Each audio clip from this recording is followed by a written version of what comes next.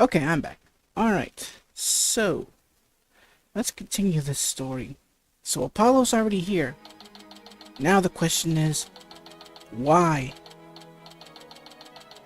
Well, truth be told, he was doing his own investigation. You know, kind of like how Phoenix did in the fourth game, where he did his own investigation concerning his downfall. So, why not Apollo himself?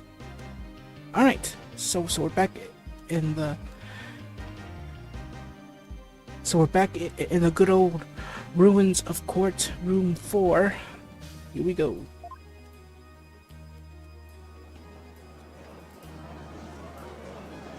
The volume here. There we go. Mr. Justice, please explain yourself. It's very simple. There isn't much to explain.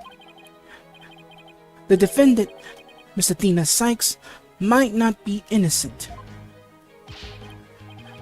What are you talking about, Apollo? The case from 7 years ago has been settled. I'm not talking about the past here. I'm talking about the present case. It's still not clear who killed Clay Turan. But Apollo, why would you? Miss Sykes, please listen quietly to what I have to say. What in the world is Apollo trying to do? Your Honor, please allow me a little of the court's time. But this is a trial for the case from 7 years ago. Miss Blackwell, I'd like to ask a favor of you. Just as you lost someone close to you, I lost someone close to me too. I'm sure you want to know the real truth of what happened as much as I do. Apollo? Sure. You know, I'm all about all for the truth. Now, let's see you expose the princess's guilt. Judge, I give my permission. I give my permission. Continue with the trial. Very well. Is that all right with you, Prosecutor Edgeworth? The prosecution has no objections. Let's hear what Mr. Justice. Let's hear Mr. Justice's testimony. I'll have the police's investigation report brought immediately. Not you too, Edgeworth.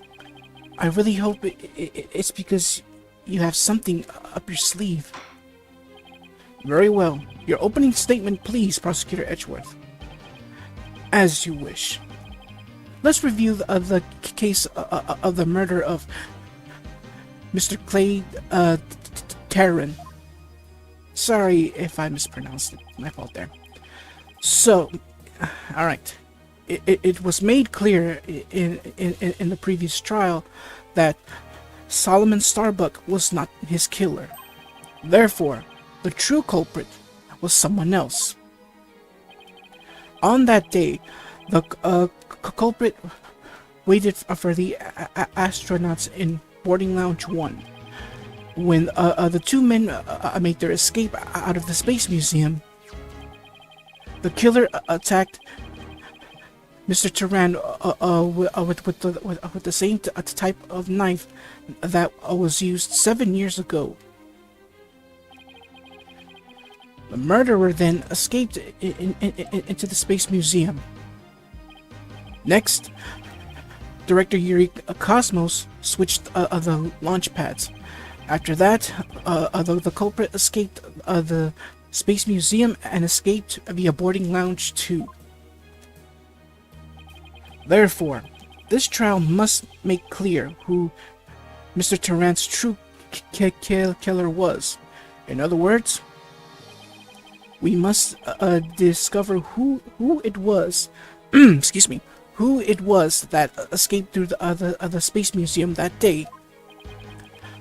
Thank you, Prosecutor Edgeworth. Mr. Wright, is the defense ready? Yes, Your Honor. Yeah, this is something that Phoenix did not see coming. Well, trust me, there's a lot of, throughout this entire series, there will be a lot of surprises. Surprises that we will never see coming. Anyways, I better rearrange my evidence. Alright? Relevant evidence swapped into the court record. Now then, Mr. Justice, your testimony, if you please. But let's check what evidence was tossed away. Let's see, was that space diagram, the knife, the pamphlet, the Hope capsule, the Hat 1 exhibit, the Moonrock earring, the Phantom Psych profile, Turan's autopsy report, the security camera footage, see the launchpad door lock, or a statement, the lighter, the emergency ladder, the phony fancy bomb, and that's it. My guess, the photos from Dr. Metis's murder are gone. That's the only thing I can think of right now. If not, if there's more that got removed, please feel free to post it in the comments. But I think that's it. The only thing I can think of is that the photos of the murder of the Dr. Sykes. Sorry, I said Metis, but the Dr. Sykes have been removed. I think that's it. All right, so let's get started with Apollo's testimony. Apollo Justice's accusation. I suspected Miss Sykes of the murder of Clay Turan. My growing suspicions were confirmed when this incriminating evidence presented itself. In addition, she's the only one who could have utilized the launchpad switch to escape. That is why I wish to indict Miss Sykes on the charge of murder. Alright. I'm gonna have to press on everything. I need more info on that. It feels like something that doesn't make sense. But we're gonna have to push, press on all of those statements here. Because I need a lot of info on each and every statement. Order! Order in the court! Mr. Justice, you realize you are charging your own co-worker with murder, don't you? Yes, Your Honor, because that is a conclusion my investigation has led me to. But Apollo, why? How could you suspect me too? Mr. Wright, your cross-examination, please.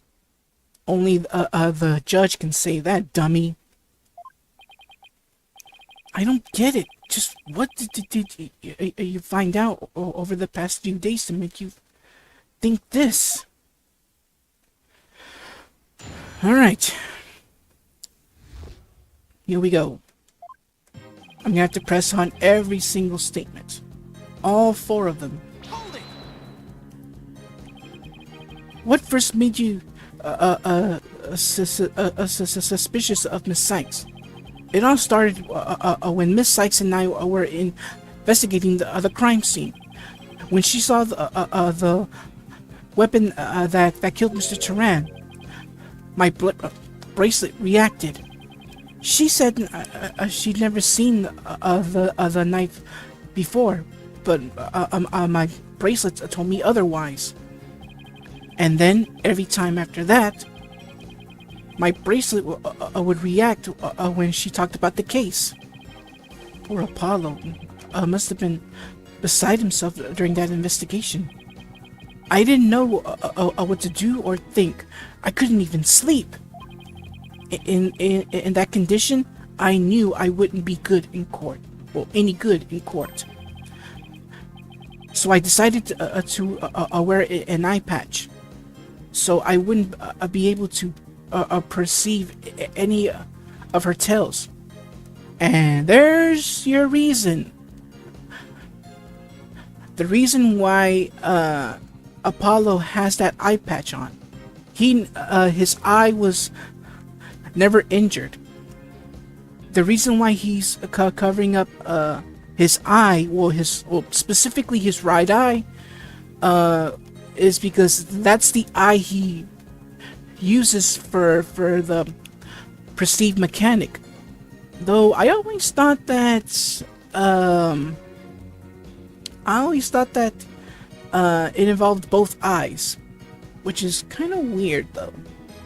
So if both eyes were involved, wouldn't he cover up both of them?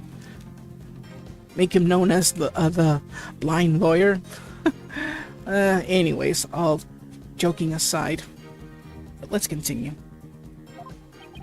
So that's why Apollo was acting so strangely.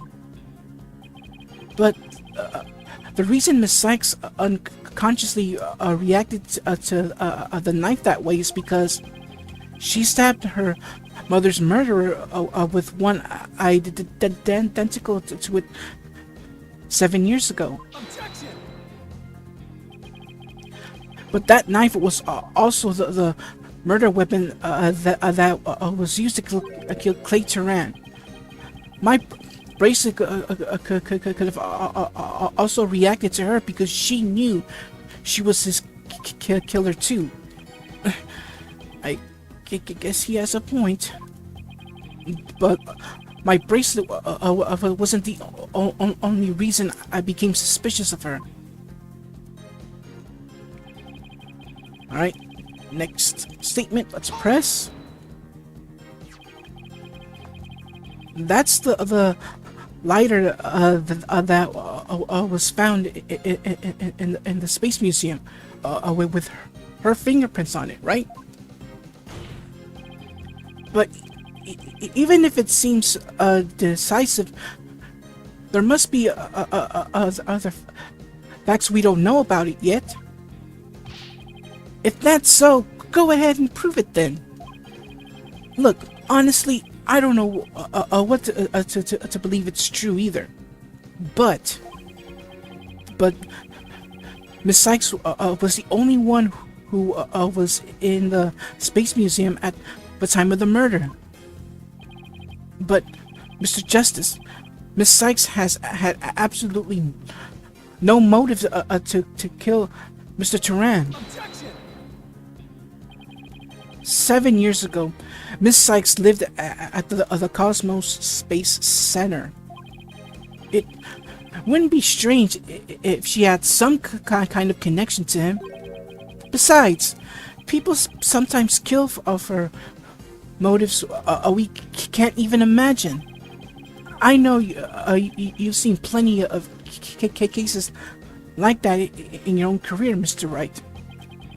I still can't believe this. How can you actually suspect Athena, Apollo? Alright, third statement. In addition, she's the only one who could have utilized the launch pad switch to escape. It's a possibility because, keep in mind, remember what Juniper said, that Athena basically used to live in the Cosmos Space Center. So even as a child, she would have known, like she would have known the place inside and out. Just speaking my opinion. All right, so let's press. Hold it. Isn't it possible that somebody else used that escape route? I'm afraid not, Mr. Wright. Why not? Recall there is a security camera in boarding lounge 1 aimed at the launch pad door. It's the camera that captured Mr. Turan and Mr. Starbuck. But there's also another security camera in boarding lounge 2. It recorded Mr. Turan's killer, or rather Miss Sykes, coming out of the Space Museum. A camera in boarding lounge 2? First I've heard of it, but it makes sense. Athena said she had snuck into the Space Museum the night before the incident, and then was overcome and passed out until around noon the next day. I was out until about noon of the next day. I didn't even know about the explosions. When I woke up, nobody was around, so I just went out into boarding lounge 2. That must have been when the camera captured her, and that's what made Apollo suspect her even more. But wait a minute. In that case, it's most likely recorded the true culprit as well. Objection! That's a negative on that one too, Mr. Wright. In the footage taken after the incident, Miss Sykes is the only one who appears. What? Why?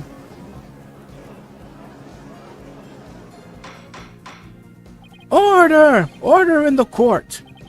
That can't be. But if it is, then it is incredibly incriminating. Wasn't it you who proved it in the previous trial that the way the true culprit escaped was via the Space Museum after the pads had been switched? A fact you previously proved turned on its ear, leaving your client high and dry. I must say, that is vintage Phoenix Wright. Alright, last statement. That is why I wish to indict Miss Sykes on the charge of murder. Alright? Believing in your client to the end is a basic principle of good defense. Shouldn't you extend that same principle to your own coworker? You're probably right. Maybe I'm not even fit to be a lawyer. However, I don't care. This case is special to me. Oh, you're about to be in for the shock of your life.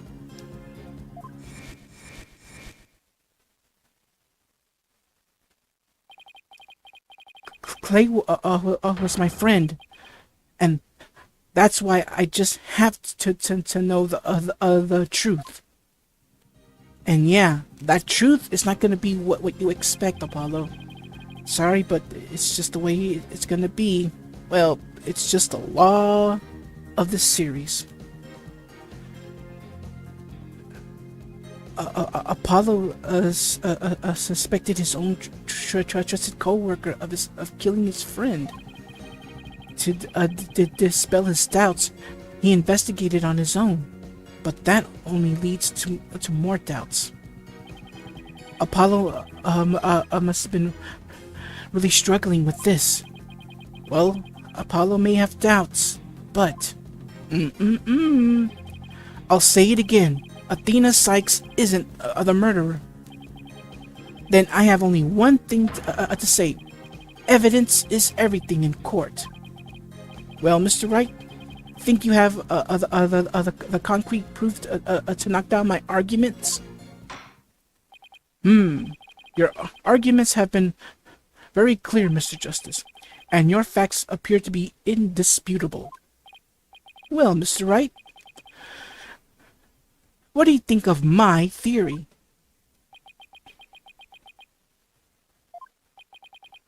It looks like not even you can deny it. Miss Sykes was the only one who used the only possible escape route. Under these circumstances, there can be no other suspect but the defendant. Unless you think there was an alternative escape route. Is that what you think, Mr. Wright? Is that what you think, Mr. Wright? Is that what you think, Phoenix?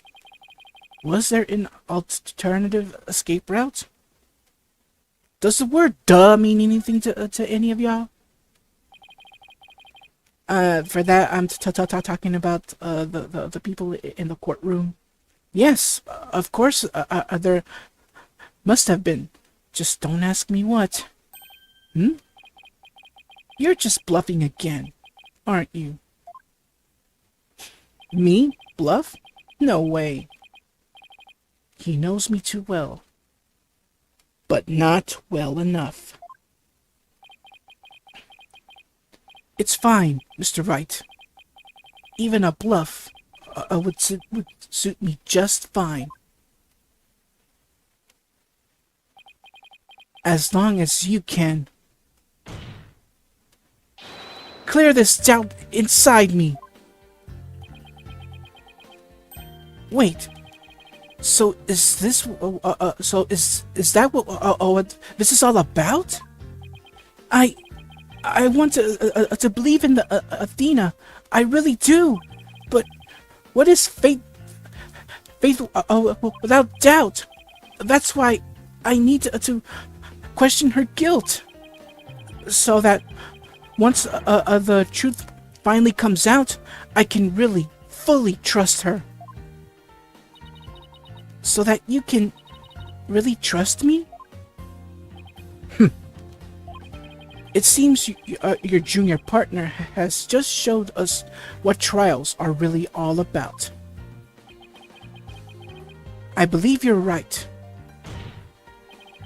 We prosecutors painstakingly question every detail in pursuit of the defendant, while we lawyers believe and defend our clients to the end.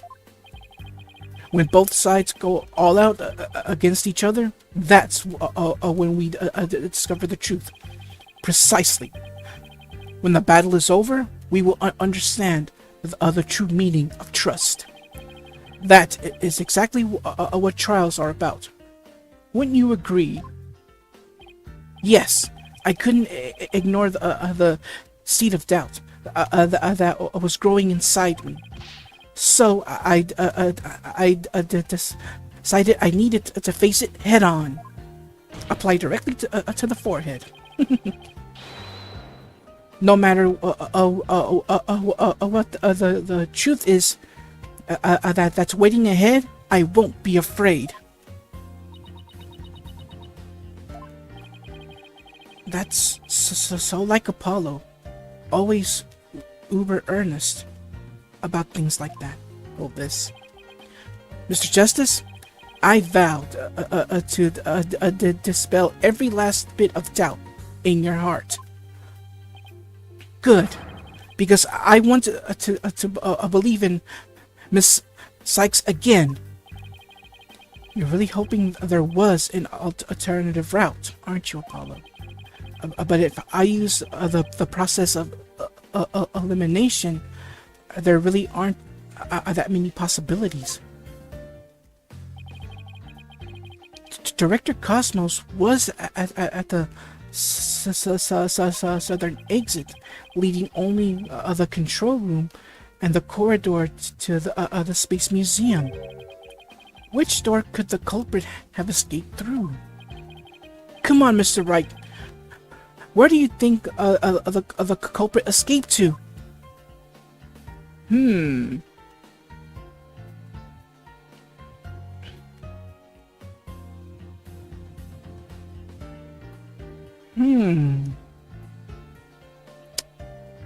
just as an ink case. Legitimate save state. Should I get this wrong, I apologize. Alright. So where did the culprit escape to?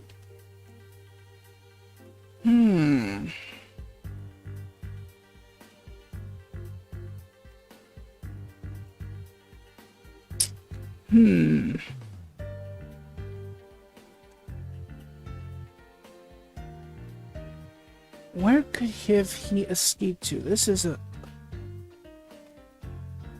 This can be...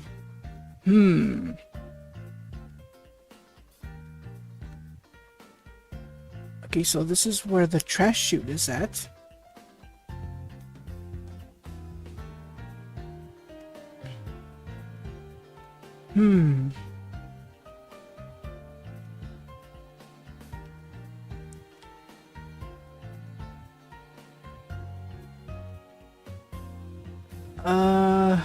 Wow, this is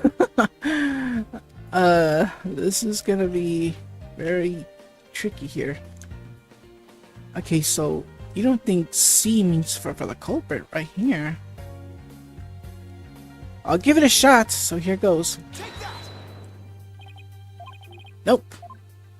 Not the one. But where, though? Okay, so I was wrong there.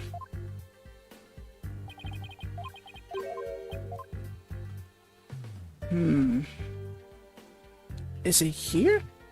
I'm gonna guess here. They really could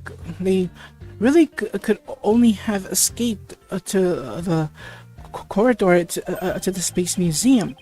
All they had to do was use the unconscious Mr. Starbucks' prints to get through the door. It appears that all you're trying to establish is Miss Sykes' guilt. If the culprit used that route, the only exit would have been in boarding lounge 2. The logical conclusion of your argument is that the killer is none other than the defendant. I knew it. That's the only way it could be, huh?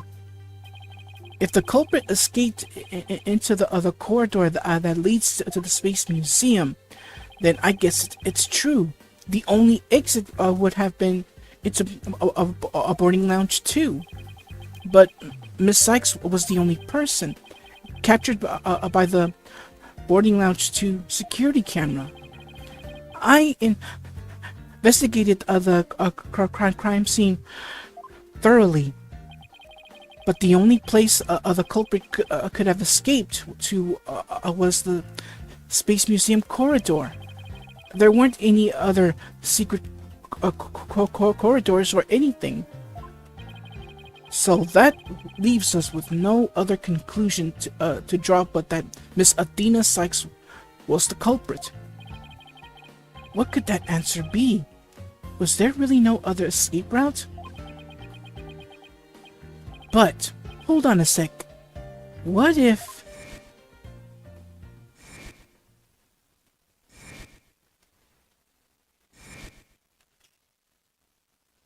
Remember that little leaf?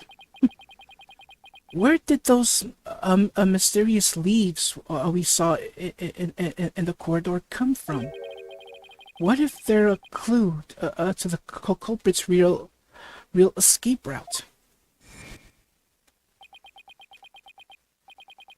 I think it is possible that the culprit escaped into the Space Museum, but then came out using a route other than into boarding lounge 2. Oh, Launchpad 1 and the Space Museum were switched after the bombing, meaning the Space Museum corridor was moving along the rail at the time, which is exactly when an alternative escape route opened up for our culprit. Are you kidding me? Judging by the intense look in your eyes, I take it you're serious. Very well then, Mr. Wright, do tell. Where could the culprit have gone from the museum corridor besides boarding lounge 2?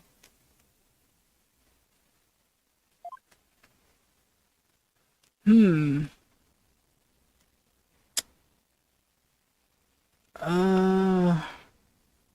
Again, I will,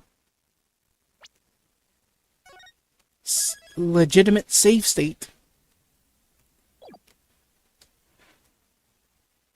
Alright, so, So where else could have the culprit have gone? That's a, that's a,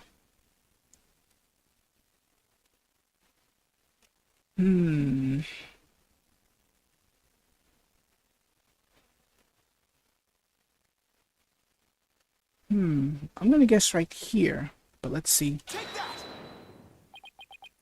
Nope, messed up there, because if I got the wrong answer, the penalty bar would have been gone. But since it's still there, unfortunately that means that I got the wrong answer.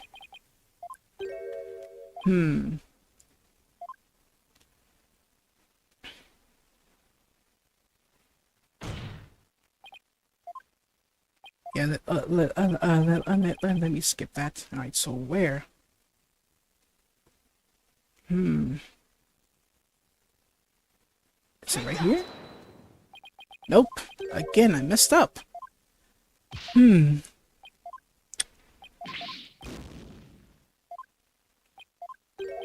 gotta be one way I gotta figure it out. Okay, so if you recall that there were leaves there on a passageway. But the thing is, which passageway was it?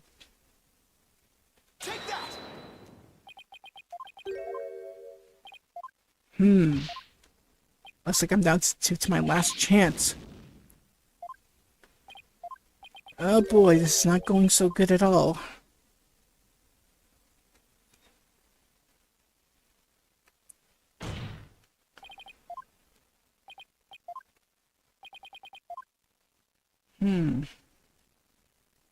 Is it here?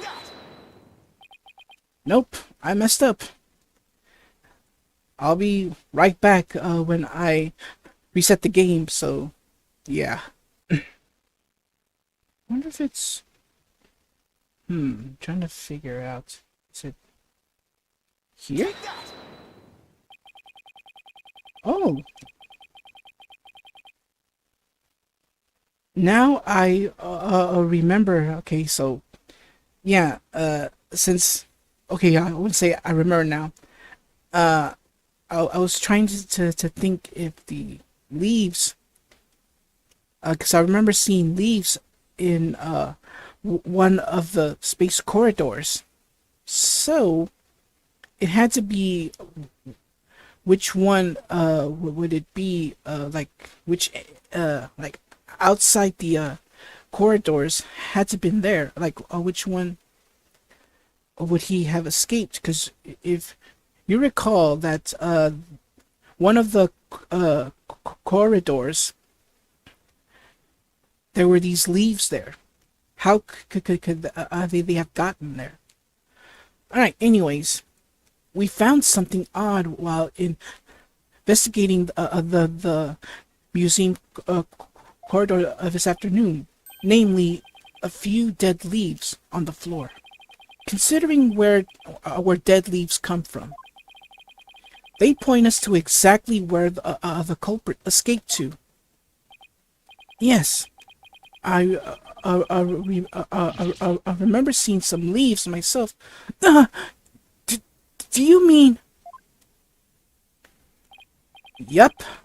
While the Space Museum was in motion, just beyond the corridor safety door was an alternative place that the culprit used to escape. In other words, the culprit's real escape route was the area outside the Space Center. You're freaking insane!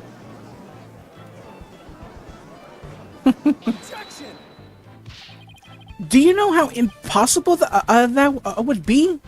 That corridor is level with the third floor. Even the culprit tried to leap to the outside wall of the Space Center building. They would fall to their death. Ordinarily, yes. But after the bombing incident, the culprit could make use of a certain item. And what item was it exactly, Mr. Wright? Alright, then this is what the culprit used to leap to the outside. Excuse me, oh, I had a lot. I drank a lot of coffee. Alright, so this is what the culprit leaped to the outside wall of the main building. And thus we present the emergency ladder. An emergency ladder? There was an emergency ladder in the fourth floor robotics lab, and it was used that day after the explosions to help evacuate people. Miss Blackwell herself used that ladder to escape down to the ground level. Recall that the launch pads were switched after the ladder was lowered, and thus stopped. And as soon as basically the moment it moved towards the ladder, that's when the culprit jumped towards that ladder and escaped. The corridor would have to pass by the ladder while the pads were being switched, and that's when the culprit literally sprang into action. Whee! And leapt onto to the ladder. What? Who would have imagined?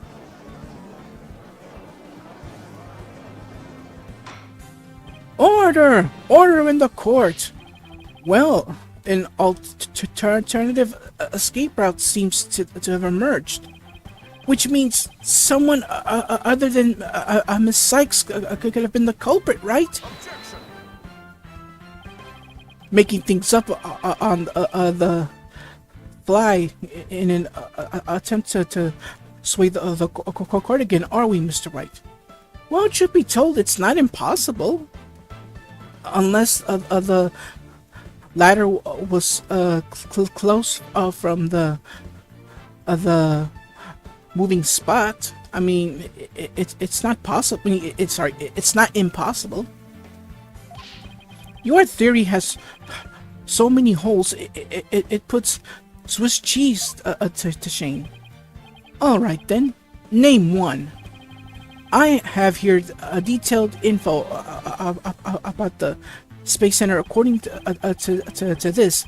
The distance between the museum corridor and the main building during movement is a full 20 feet. Well, like I said, it's still not, I mean, it's still possible, depending on how long that escape ladder is. It's still not impossible. Like I said, like anybody someone can make that leap as long as the stepping ladder is long. Well, I don't know. I mean, come on. It's with video games, anything is possible. Well, in the video game, because remember, it is it is just a video game. 20 feet? You're pulling my leg, right? In addition, the corridor is 3 floors from the ground, or roughly 50 feet. What's more, the culprit would be leaping to a precarious place, an unstable ladder. Human beings feel fear in dangerous situations. It's a basic survival instinct.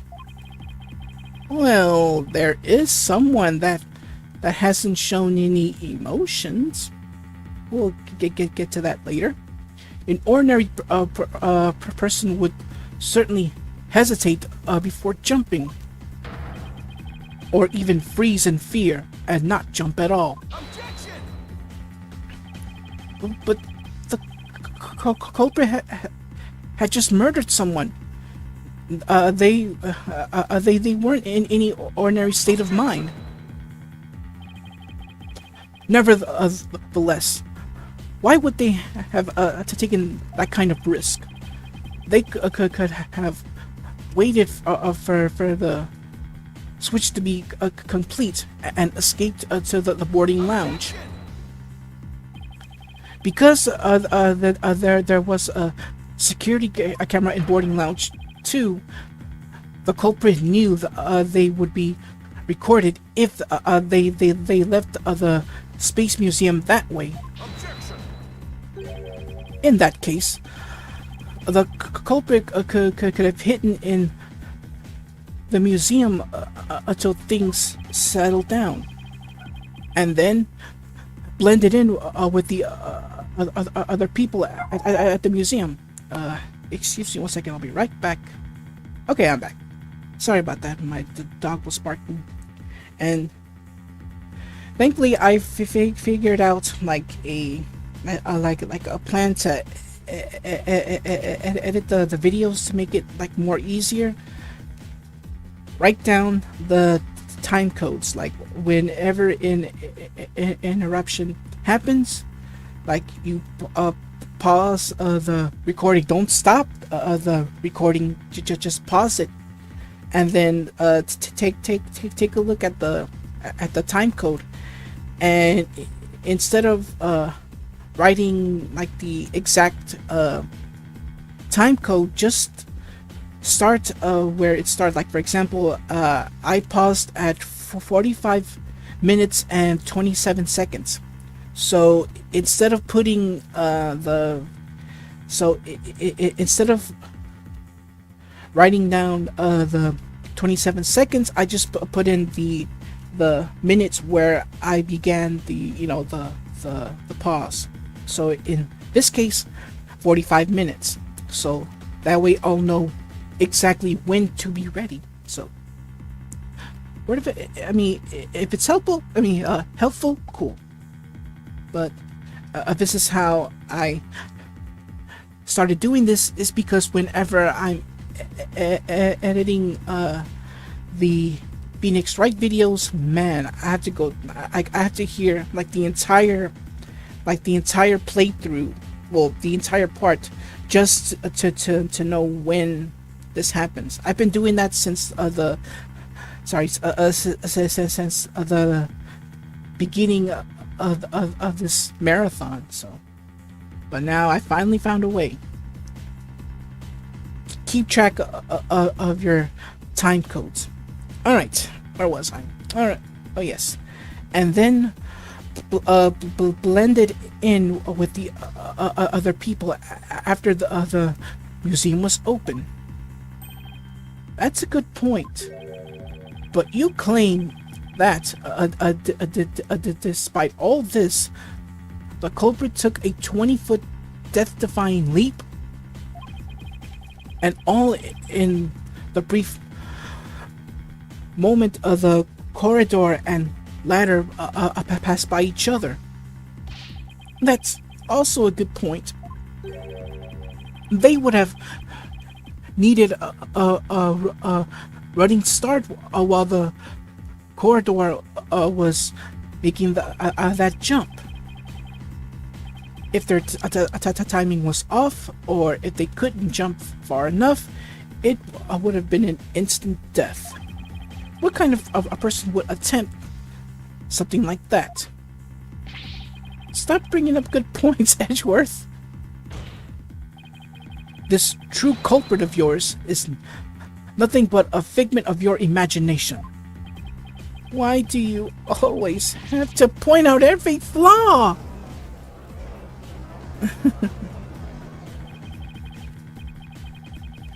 Mr. Edgeworth's right. That does sound pretty insane. Insane? Yes, but as I said, impossible? No. There's only one person that has no emotions at all. And it has to be him. But we'll get to that certain person really soon. Because keep in mind, there's still that little evidence that Blackwell gave us. If you recall, let me hold on. I think I should be able to. No, it doesn't have any details or anything so I can show. Anyways, the Phantom Psych profile. The subject's emotions rarely fluctuate, and he doesn't experience feelings like normal people do. But this Phantom, who is this Phantom anyways? Mr. Edgeworth's right, that does sound pretty insane. The culprit would have to be someone who feels no fear, like Stuntman. But everyone feels fear on some level, right? Wait a minute. I've got it this time. I can prove that there is someone who could have used this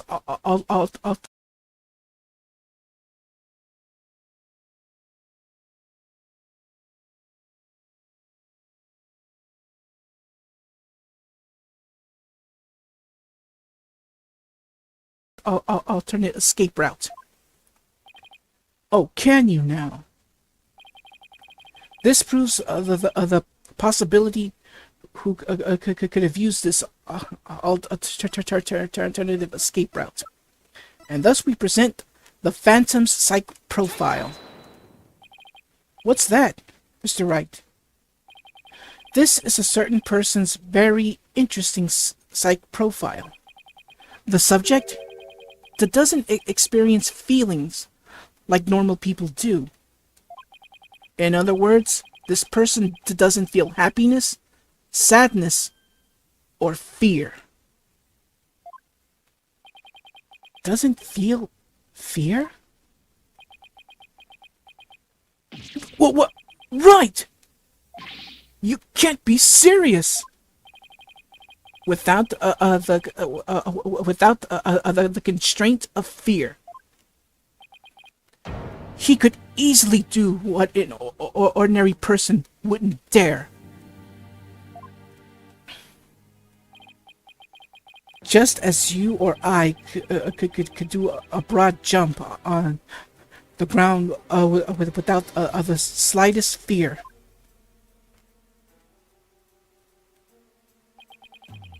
This subject could make a 20-foot leap, 50 feet up in the air. He could choose this extreme way of escaping without hesitation.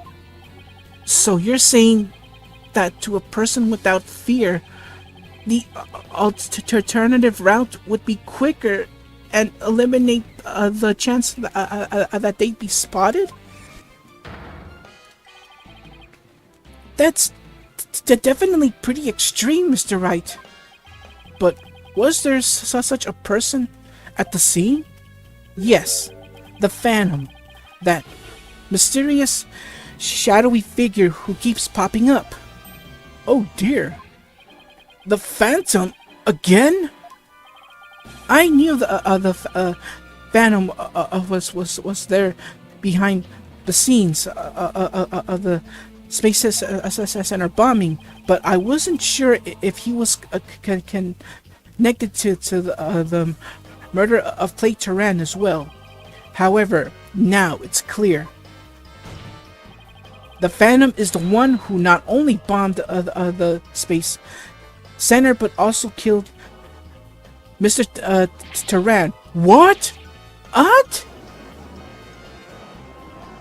Yeah, the thing was, I was supposed to do the what? But no, I couldn't do it. Order in the court! Order, I say! Mr. Wright, please continue. There were just too many similarities between this case and the one from 7 years ago. But why, you may ask? It can only be because both incidents were both the work of the same Phantom. So then this Phantom is the one who killed Clay? But who is he? This Phantom has been haunting this case, pulling the strings in the background.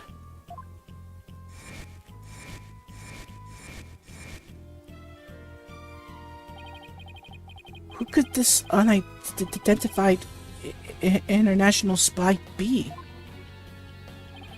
Right, this escape route must have been a part of the Phantom's plan from the start, and was tricking Director Cosmos into switching the launch pads. The bomb on the second floor was meant to make the elevators and stairs unusable. That's why he gave advance warning and planted the bombs where he did. Yes, I think you're right. But it doesn't explain this one last thing.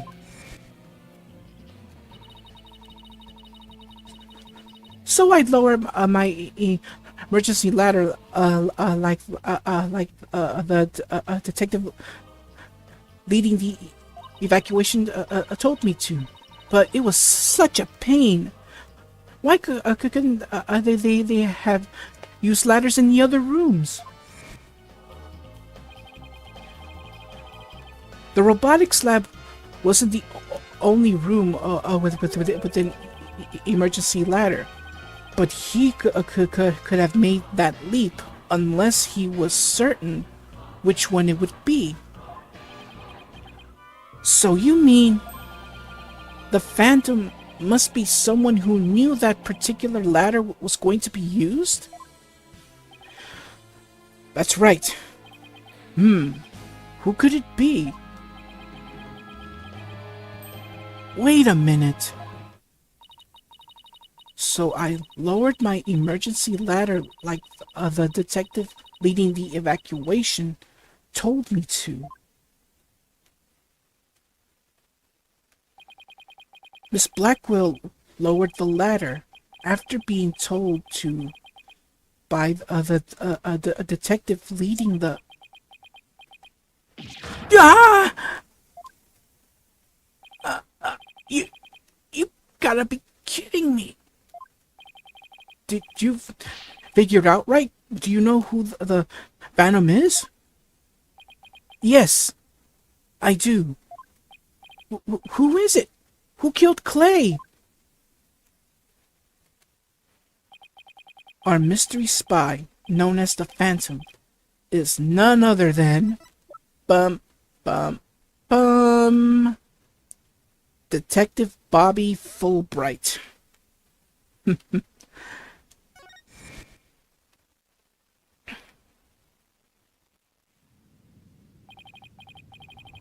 After the explosions, a member of the staff crossed paths with a certain detective. I was on duty on the 4th floor. It was quite the madhouse, I tell you. As for the detective who was leading the evacuation from the 4th floor, he had a very specific objective in mind. So I lowered my emergency ladder like the detective leading the evacuation told me to. His objective was to secure his own escape route. We lowered an emergency ladder from a fourth floor window and escaped that way. Once everyone else got out safely, I made my way down too and headed to the shelter.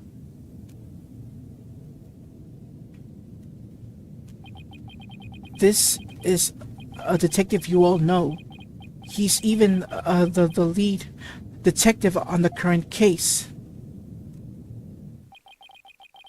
He appears to be a very emotional man. But his psych profile says he is without emotion. Take that!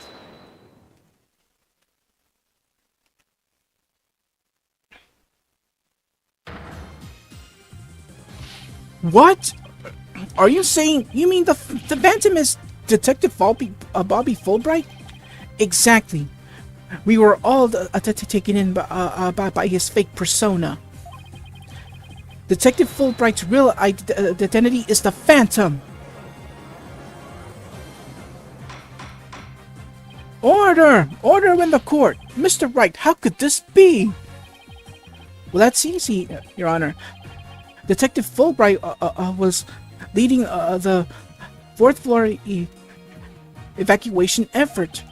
Our first clue is that he made no attempt to have any other ladder put to use.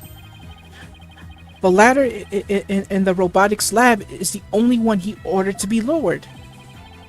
The second is that he directed everybody to the basement shelter via this ladder. Verily, it was all part of his plan to create an escape route.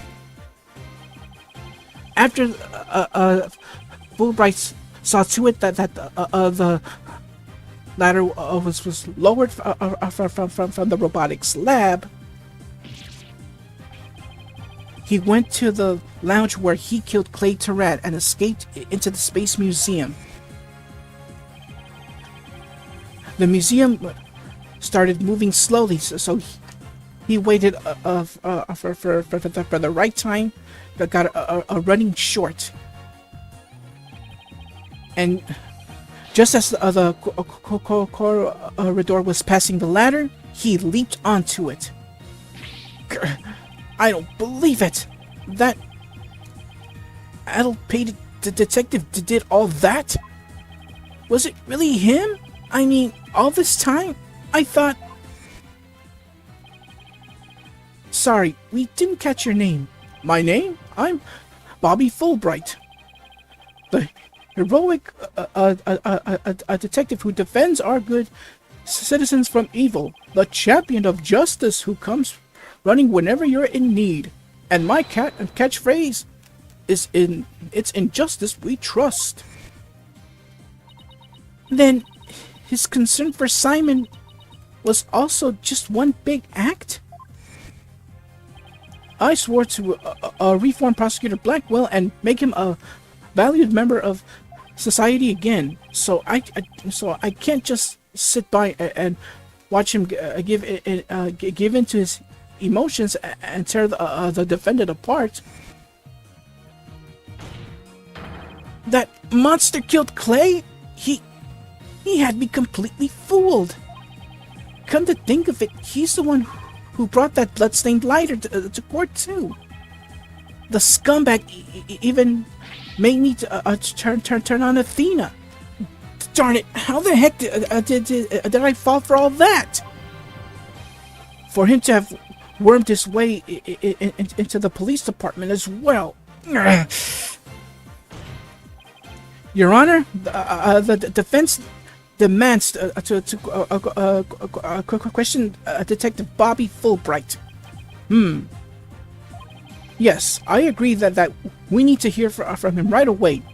The court will now take a short recess, and then Detective Fulbright will take the stand.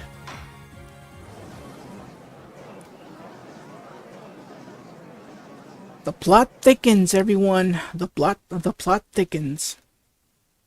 Oh boy. Alright, so we're back at the lobby. Thank you so much, Mr. Wright. If it wasn't for everything you did, I don't thank me yet. We still have an uphill battle to fight. You got it, boss.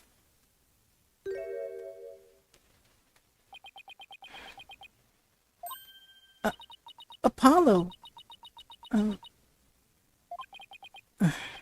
Well, this is awkward. Athena, can you do me a favor? Huh? What is it? Could you punch me, please? What? Why should I do that? Because I should have believed in you. I let the seed of doubt inside me get the best of me. I'm really sorry that I didn't trust. Ouch! Don't be such a dope. I was really touched by what you did. For the record, that was not a punch. It was a slap. Huh?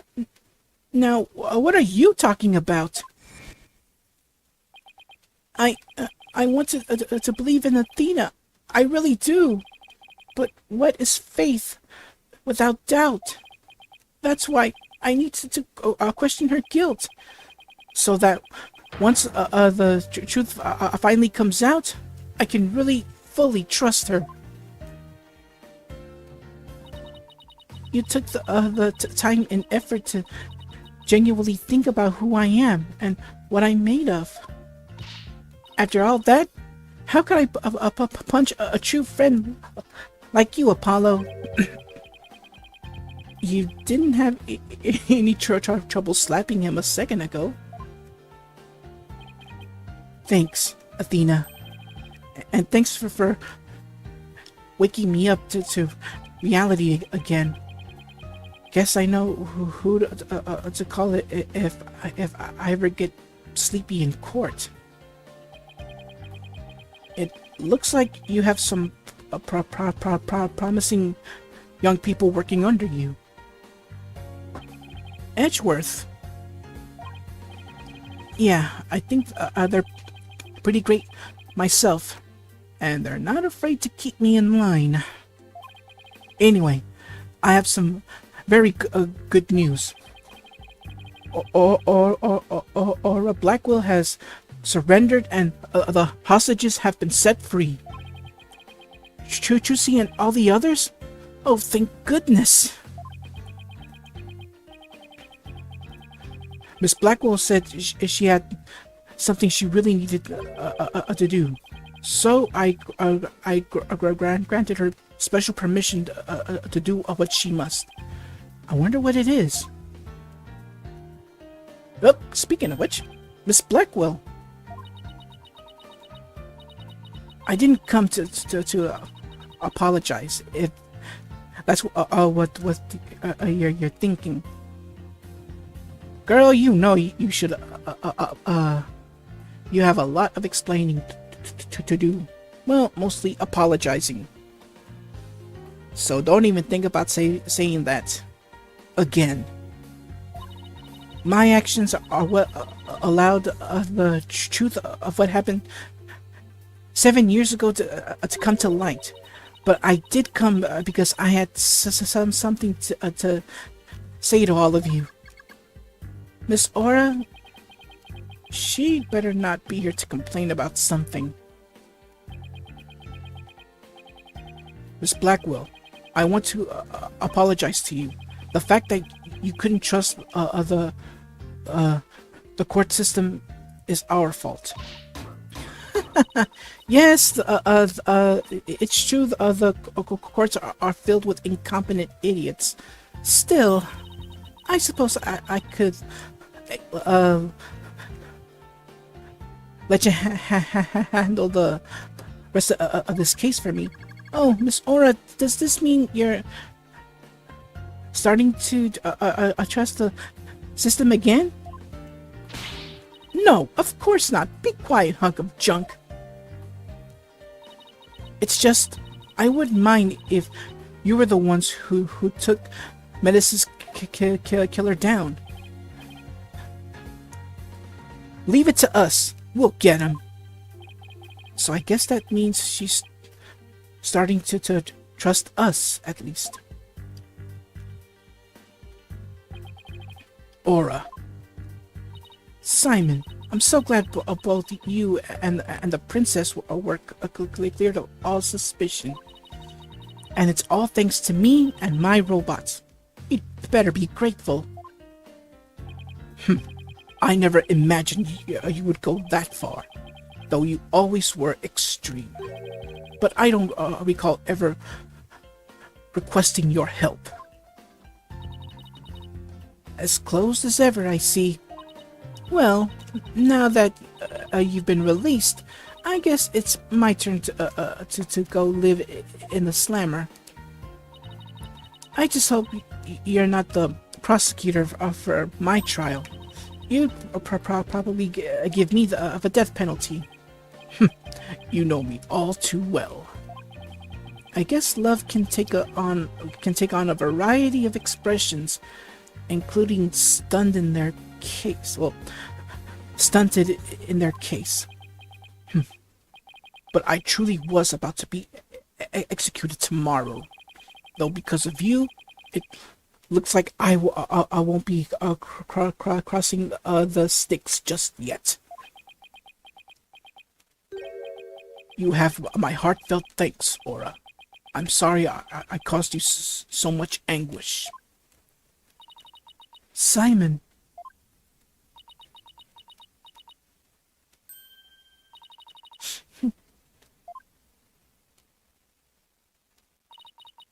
I'm so glad, Simon. So very glad to hear you say that. Aura. All right. That's enough of that. Bailiff, take me to the detention center. What Miss Blackwell did was inexcusable. But it's clear she did it out of love for her brother. I still can't wrap my mind around Fulbright being the Phantom. I can't believe he killed Clay. Right, and murdered my mentor, which brought great distress upon little Athena. Chief Prosecutor. Yes? I would ask a favor. Would you allow me to stand at the prosecutor's bench for this trial? I wish to claim the Phantom's head by my own hand. That was my plan all along. After all, it's highly inconventional for a man of my position to stand in court. Sir, the formal paperwork has yet to be filled, but you are hereby conditionally released. Please take the prosecutor's bench in your official capacity and uncover the truth by your own hand. I'm much obliged. The day to part with these has come at last. Chief Prosecutor, could you?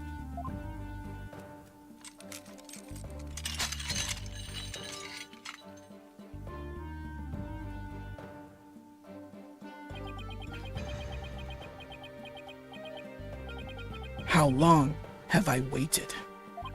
Maybe it's the sense of freedom, but even the air seems fresher, the light brighter.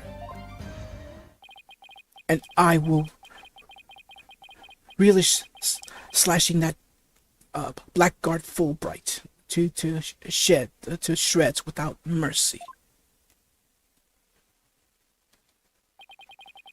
I don't have to be able to read his heart to see how happy he is. I'm so glad, but I won't cry just yet. After all, we've still got a trial to finish. It's okay to cry, Athena. I promise. Prosecutor Blackwell? Mr. Wright? Please, avenge Clay's death for me. What are you talking about, Apollo? You're coming to the defense's bench with me. I am? Well, I can't expect Athena to assist me now. Can I? She's the defendant. That leaves you, Apollo. But are you sure you want me? I took a leave of absence and everything. Well, our office is pretty short-handed, and you're all I've got. Thank you, Mr. Wright. Apollo? Athena, I can say it with all my heart now. I believe in your complete innocence, and now we're going to prove it to the world. Thank you, Apollo. I know you can do it.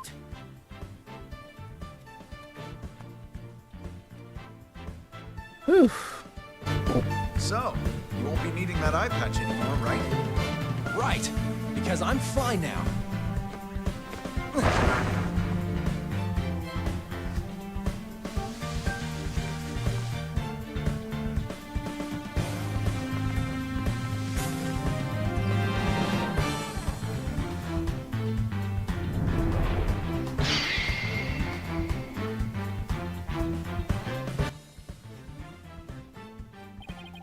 Now, this is the Apollo I know. Oh wow, do I have a little editing to do on that part, because I didn't know there was going to be a cutscene, an anime cutscene there, so I gotta be really ready for this. Oof. Alright. Welcome back, Apollo. It's almost time for the trial to restart, though it looks like you have things well in hand. Yep. I should head back to the prosecutor's office. But why? I want to look into a few things, namely the first people on the scene 7 years ago, the facial data registered by the robot, and Detective Fulbright's background. Sounds great, Edgeworth. Thanks. I expect it to be repaid with a victory. Right. Now, if you'll excuse me. Okay. You two all set to go? You bet I am. Let's do this. This is it, the final battle.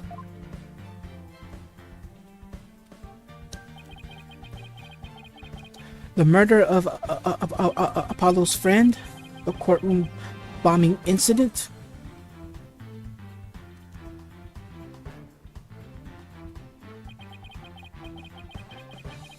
and the case that ushered in the dark age of the law 7 years ago. Destiny has called us to bring the one responsible for it all to justice today.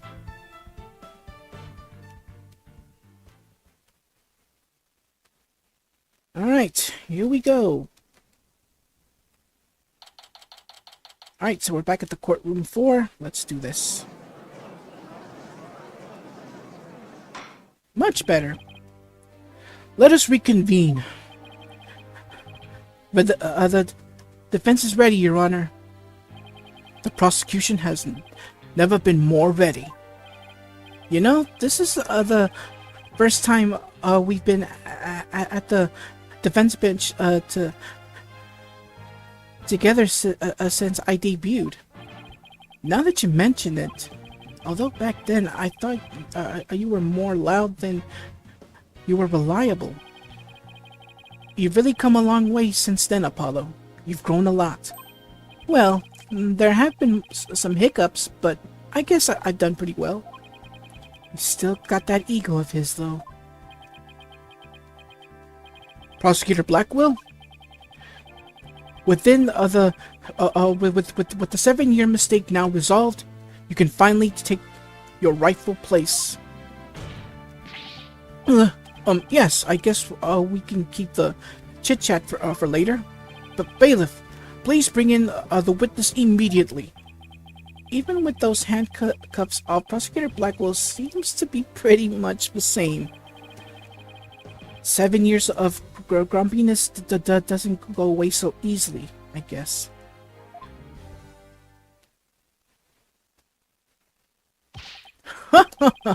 Bobby Fulbright here.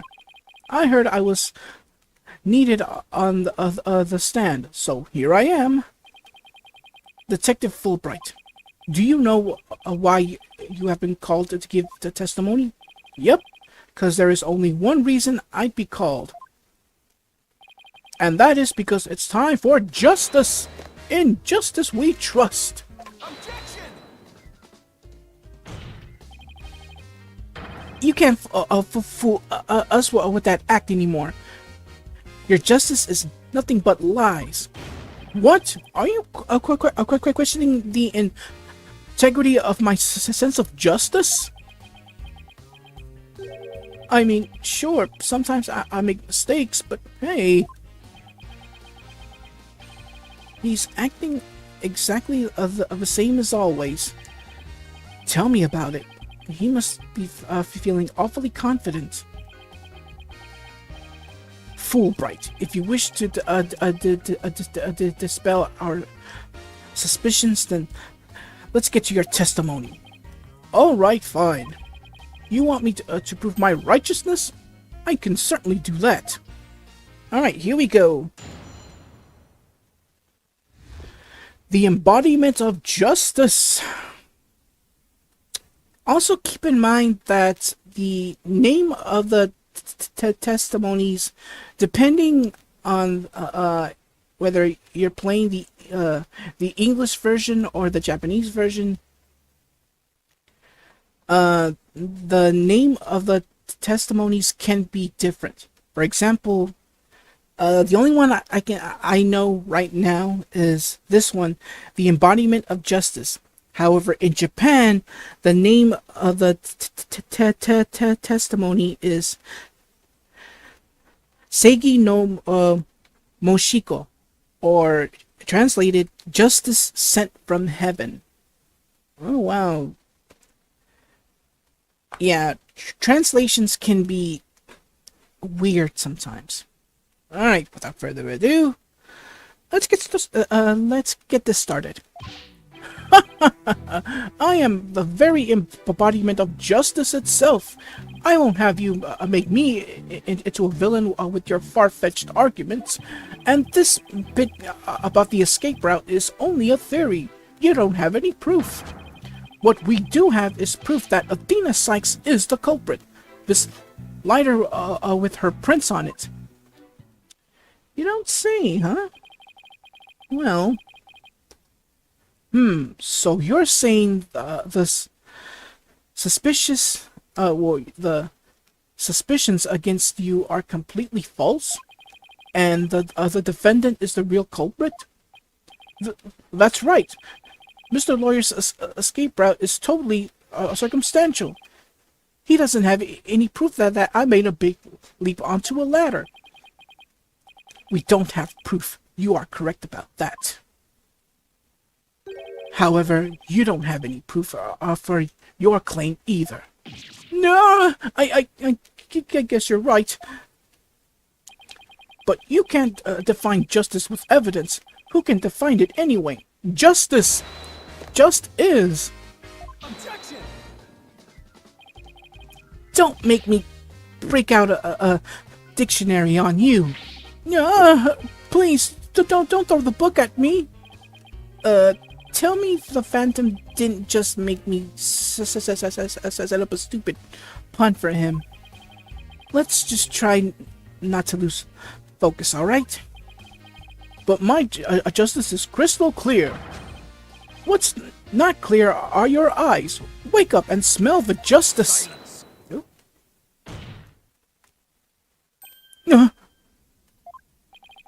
Enough of your rubbish, Fulbright.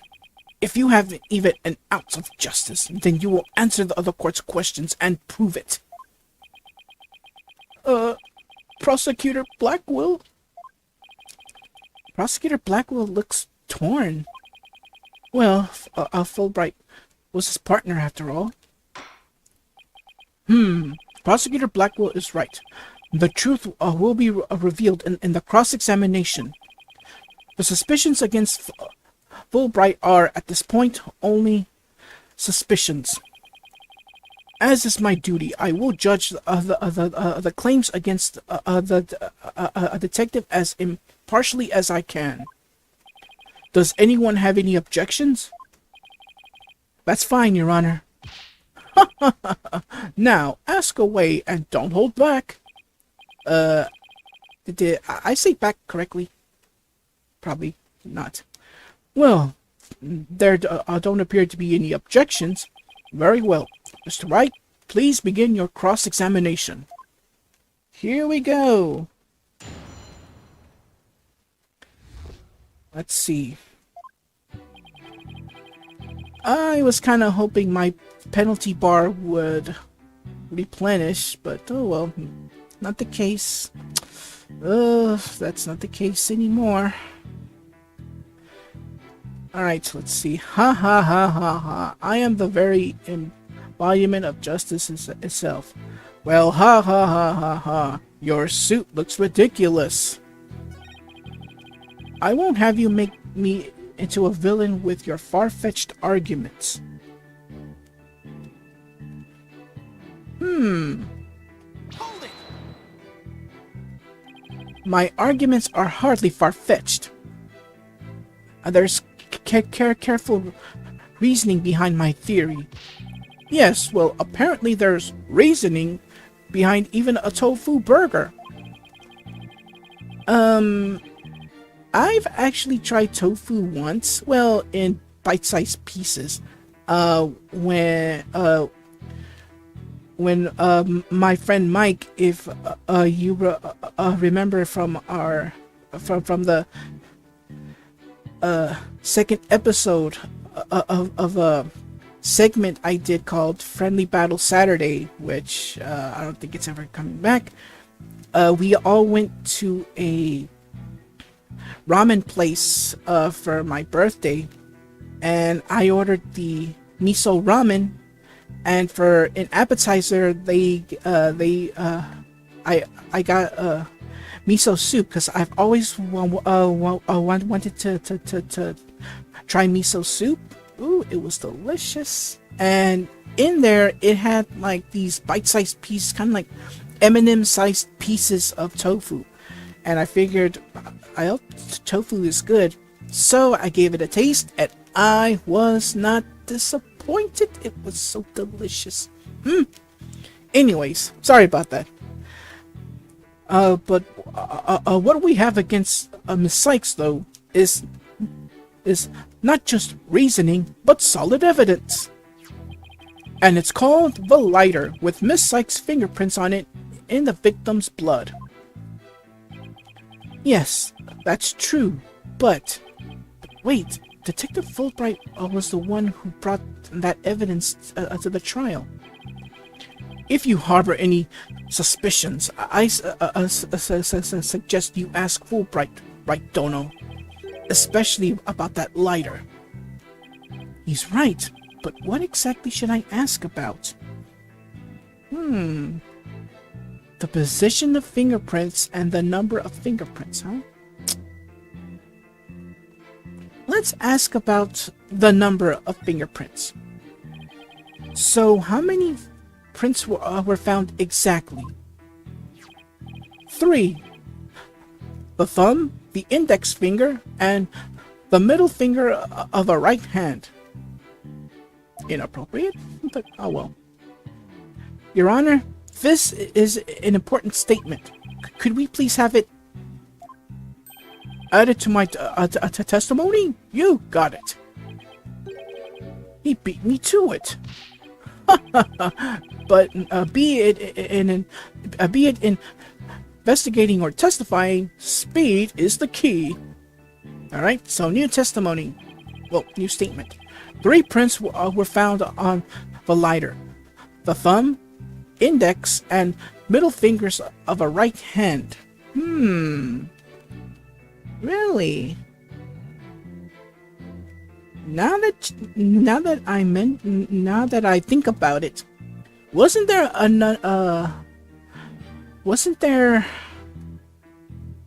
no, never mind, I was thinking of something else.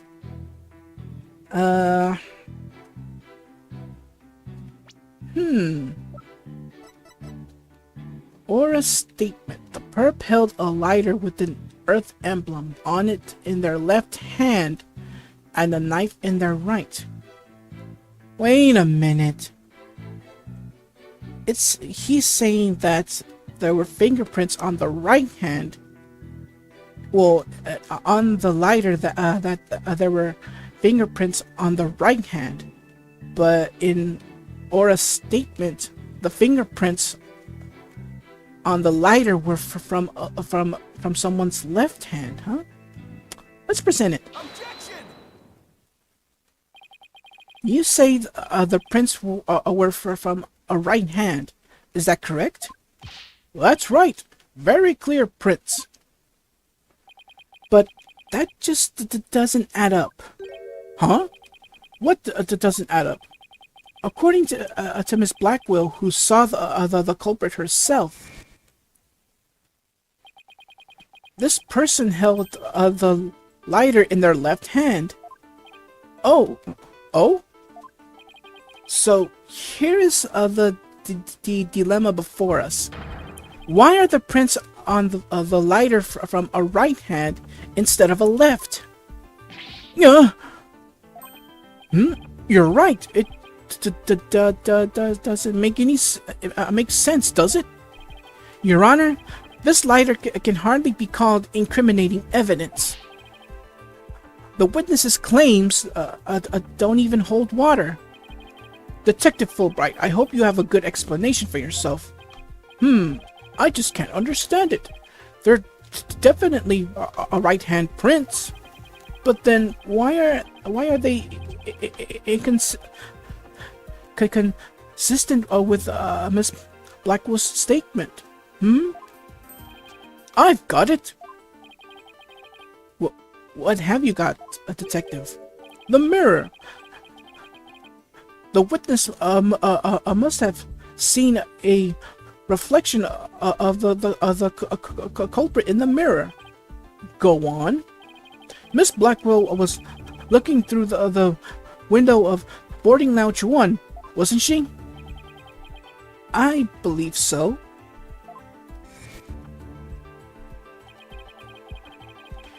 If you mean the little window in the back and to the right of the room, that's right. And across the room on the opposite wall is a large mirror. I do remember seeing it. So are you saying... Yes, the culprit Miss Blackwell saw must have been a reflection of that person in the mirror. Ah, I see. In that case, right and left would appear reverse, wouldn't they? Ha ha ha ha ha. Now do you see? That's the logic of pure justice. Ha ha ha ha ha. Your so-called justice is ridiculous. Objection! Excuse me. But your argument is only a conjecture. You don't have any proof that what Miss Blackwell saw was a reflection. Oop. Right, Dono. You'd sooner nick yourself than him like that. Put some more muscle into it. Huh? That's right. Besides, the lighter couldn't have been in the left hand. And why not? Miss Blackwell said she saw an Earth emblem on the lighter, didn't she? The emblem is on one side of the lighter. You're right. There's no emblem on the other side. Exactly. As blank and smooth as the judge's fine scalp. If the culprit had held the lighter in their left hand, they would have covered the emblem. Uh-oh. What's more, this is the kind of lighter you flick open with your thumb before lighting. So if the culprit had held it in their left hand with the emblem out and visible, they wouldn't have been able to open it, let alone light it. But if they held it in their right hand, they could easily open it and light it. This all means that the culprit was definitely holding the lighter in their right hand. No! Come back, my beautiful contradiction! It appears you've planted a flower that bears no fruit. See how it withers before my flower of justice. He's tough. He managed to discredit almost everything I've proven up to this point. In justice we trust. Now do you see? I'm not this phantom you've been talking about. I mean, are you sure there really is a spy? I bet they're just a figment of your imagination. Oh, it's so sad, so very sad. I'm afraid Psyche is the culprit.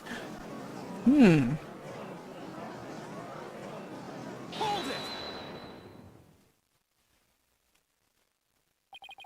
Detective Fulbright, I believe you said that the emblem is only on one side of the lighter. Are you sure about that? Of course I'm sure. Why don't you take a look for yourself and see? Do you see an Earth emblem on both sides of the lighter? Oh, wait a minute. I knew it. You're lying, detective. Pardon me? You mean, yes, my bracelet reacted to his statement about the emblem. He's definitely hiding something big. And I think if we use my talent, we might be able to figure it out. Assuming, of course, Taka doesn't. It's not a cheat. Blackwell, it's not a cheat. If someone's lying, there's bound to be someone who has a who will show a sign of nervousness in a statement. All he's doing, the bracelet is what's helping him see through that lie. Justice Dono, are you to use that cheat of yours again? It's not cheating, Prosecutor Blackwell. Very well. Whether I like it or not, I suppose we should use whatever works right now. Go on, then. We have Prosecutor Blackwell's reluctant blessing, apparently. Okay, Apollo, you're up. Here goes, then. Detective Fulbright, could you repeat that last statement one more time? What in the world are you up to? Alright, fine. I'll say it as many times as you'd like. Listen carefully. The Earth emblem is only on the side that you can see when being held in the right hand. Alright then. Let the proceed begin. And for the record, no, it's not cheating. So, Simon Blackwell, cállese la boca. Thank you. Alright, so where is this? Where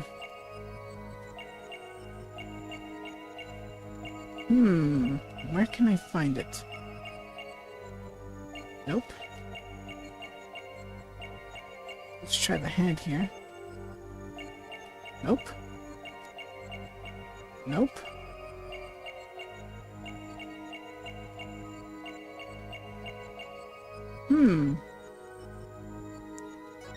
Listen again. Let's see. Where is...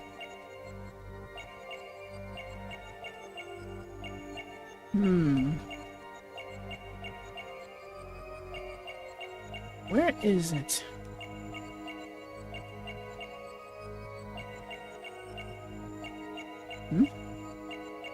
What can I find what I'm looking for here? Wait a minute. I think I might have saw something. Aha! There it is. The Earth Emblem. The Earth Emblem. There it is. Let's confirm. Gotcha!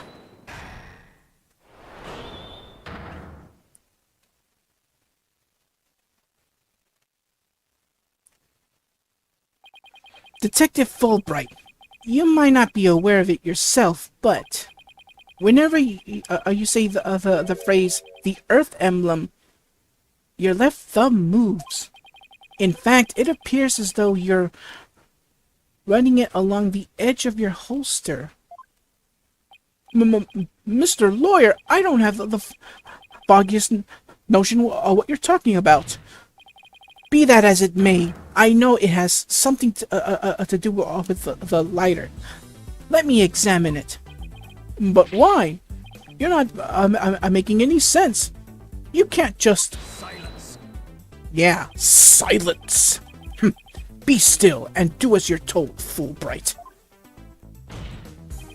If you have nothing to hide, you shouldn't mind them having a look-see, should you? What?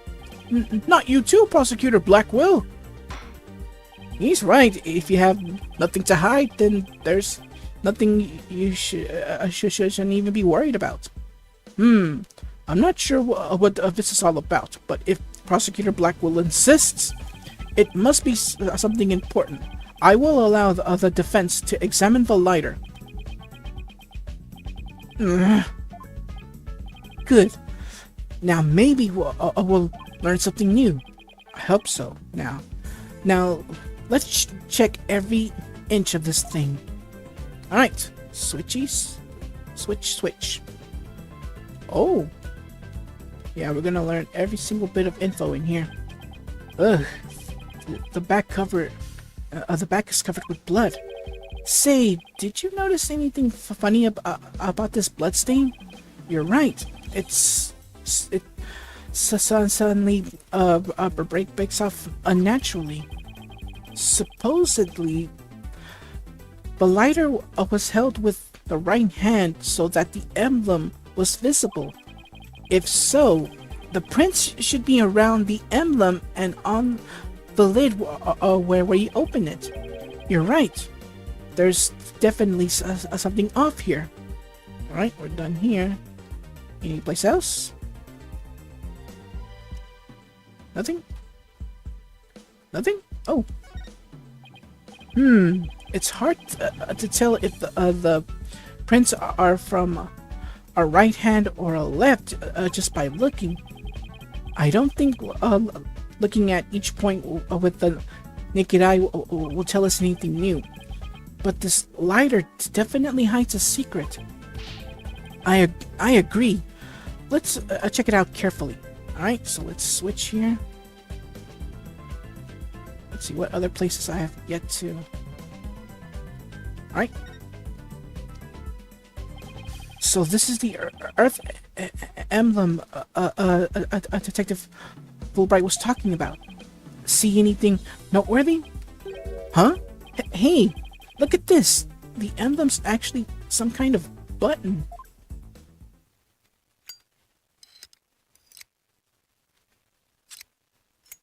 Oh, that is cool. That is so cool.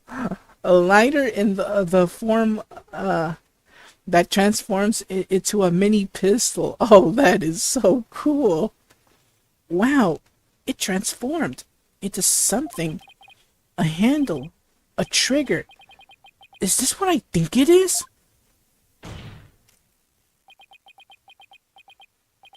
There's no question, it seems. What you have there is a gun. A what? Like I said, that is so cool. That is so cool. A gun. So that's it. Your Honor, please recall this morning's trial when Director Cosmos was on the stand. The bullet that hit the oxygen tank was extremely small, maybe a 10 caliber. This little compact gun probably takes bullets of that caliber. It looks like this gun was fired at the scene. I'm flabbergasted. The lighter was a gun?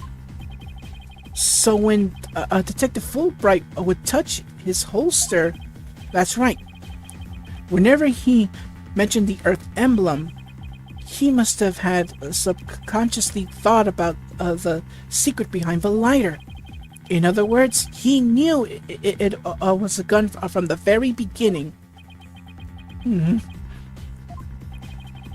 A lighter that transforms into a gun seems like a spy gadget to me. It's not the kind of thing an ordinary person can get their hands on. In fact, I'd say it's strictly in the domain of elite spies. Detective Fulbright, you will explain yourself. There's nothing for me to explain. I didn't know the lighter could transform. I mean, it was found in the Space Museum, and then I brought it straight in. I didn't even have the time to check it out. Well, I call shenanigans on that. Whenever you mentioned the Earth emblem, you touched your holster. You subconsciously did that because you knew it was a gun. Accuse me all you want, but where is your proof? Do you have any evidence that I knew the lighter was a gun? Not exactly. And whose prints are on it? Miss Sykes' prints. It proves that she's the culprit who fired the gun at the scene.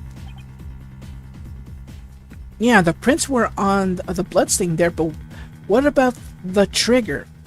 Even triggers, even you had to use your index finger to pull the trigger. Were there any prints on the trigger? Because all we're seeing is prints on the outside of the gun. But what about the trigger itself? Were there any prints there? Is it even explained? Well, I don't know. It would appear that the detective is right. Are you guys really trying to prove your client innocent or what? Although it pains me to do this, now that we are where we are, I have to make the following assertions coming from the prosecutor's side. The person who fired the gun at Director Cosmos in the lounge after the incident, and the person Miss Blackwell saw holding the lighter, and the person who murdered Mr. Turan, and the person who bombed the space center are all of the defendant, Athena Sykes. The prints on the lighter are decisive proof. No! Now do you see? A man on the side of justice couldn't possibly be the culprit, and I think this about sums up Miss Sykes' part in the whole affair. The evidence certainly does seem to point to the defendant's guilt. Do you have anything to say, Prosecutor Blackwill? Evidence is everything in court. Therefore, Fulbright's claims stand firm. But calm down, Apollo. He's just saying that because he has to as the prosecutor. Mr. Lawyer, our job is to pursue criminals in the name of justice. You shouldn't cast suspicion on people based on something as dubious as a habit.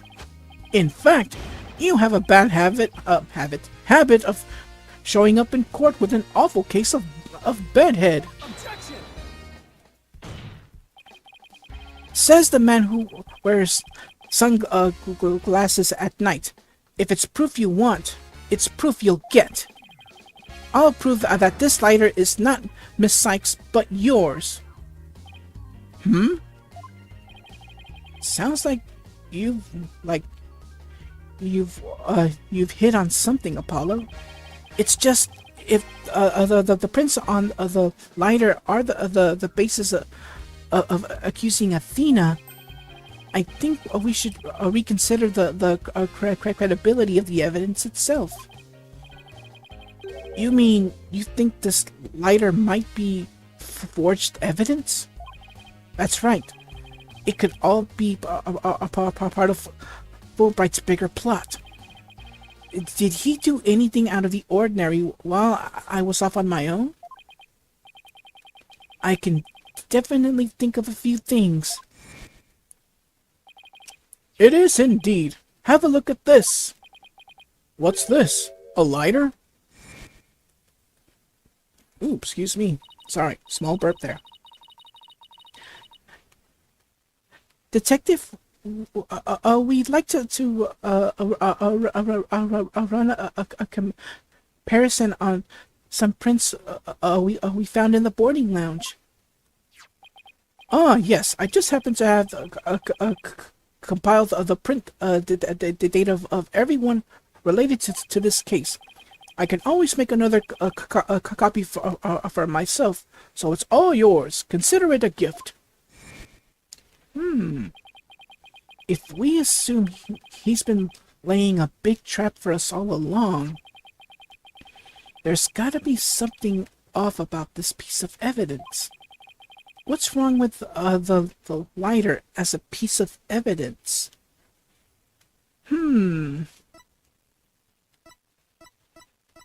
So we have how the prints were left on it, the owner of the prints, where the prints are, where the prints are on it.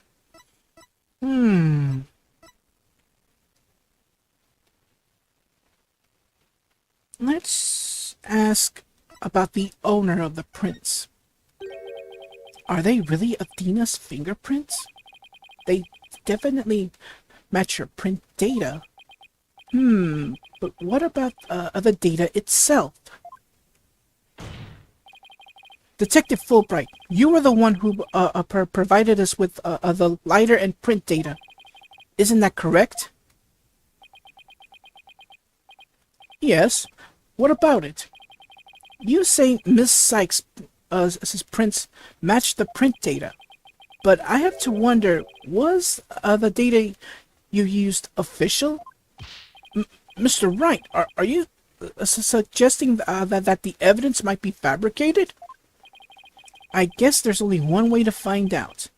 Let's re-examine the prints, using the official sanctioned print data of the people involved in this case. What? You dare to insult my epitome of justice and integrity? There's no need for such antics. Silence. Yeah, silence. Your Honor, I lend my voice to the defense's request. You must allow the test to be rerun. Very well then, bailiff.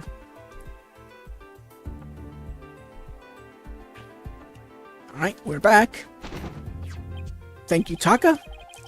It appears the official data is here. And the results? It's just as the defense claims. This proves that the prints on the lighter do not belong to the defendant. Yes. The fingerprints actually belong to the victim, Mr. Clay Turan. Alright, so the lighter has been updated. A lighter that can transform into a handgun. It has Clay's fingerprints and blood on it. They were Clay's fingerprints on the lighter? Ah, I see. Come to think of it, wasn't it you, Fulbright, who collected the victim's prints? I personally removed his glove during the investigation. We had to get his fingerprints to confirm his identity after all.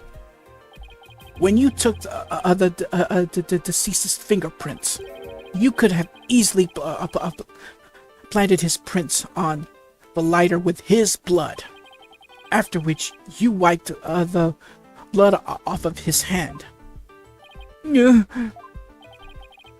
By your own admission, you were also the one who compiled the phony print data, all to put the blame on Miss Sykes.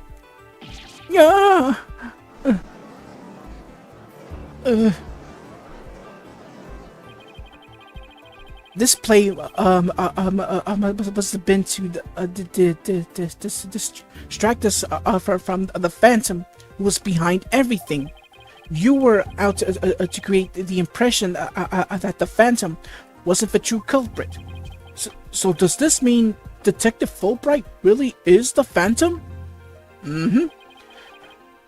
Remember the killer's escape route. And stop. No ordinary person would have been fearless enough to attempt it. Nobody but the Phantom, the man with no emotions, could have done it.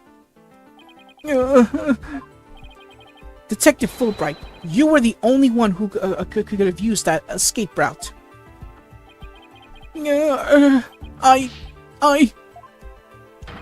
Fulbright, are you really the Phantom? Answer me, or so help me, I will slash you to tiny silvers where you stand. Alright, I'll talk. I confess. I'm not the Phantom. Silence.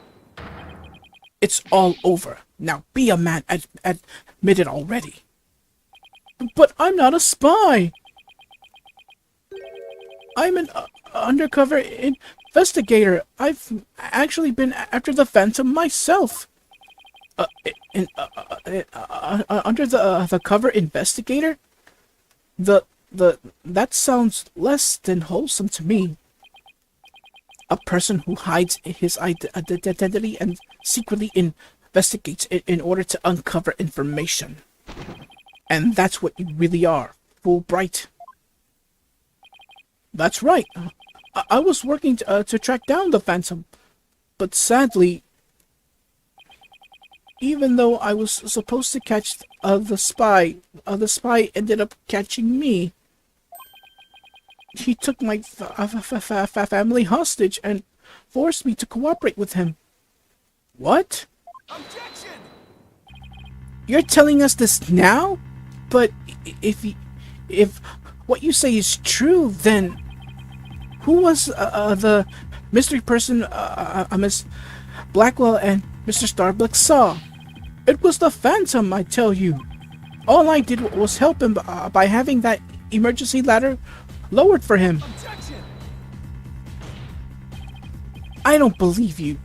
Then how do you explain the fabricated lighter? That was also one of the Phantom's demands. Being the detective in charge of the case, it was easy for me to fabricate evidence. Pinning the crime on Athena Sykes was just another one of the Phantom's orders. And you expect me to buy that? Fulbright, what was the Phantom's ultimate objective? I was told to sabotage the rocket launch. Someone who didn't want the launch to happen must have given him the order. Actually, I have to apologize to you too.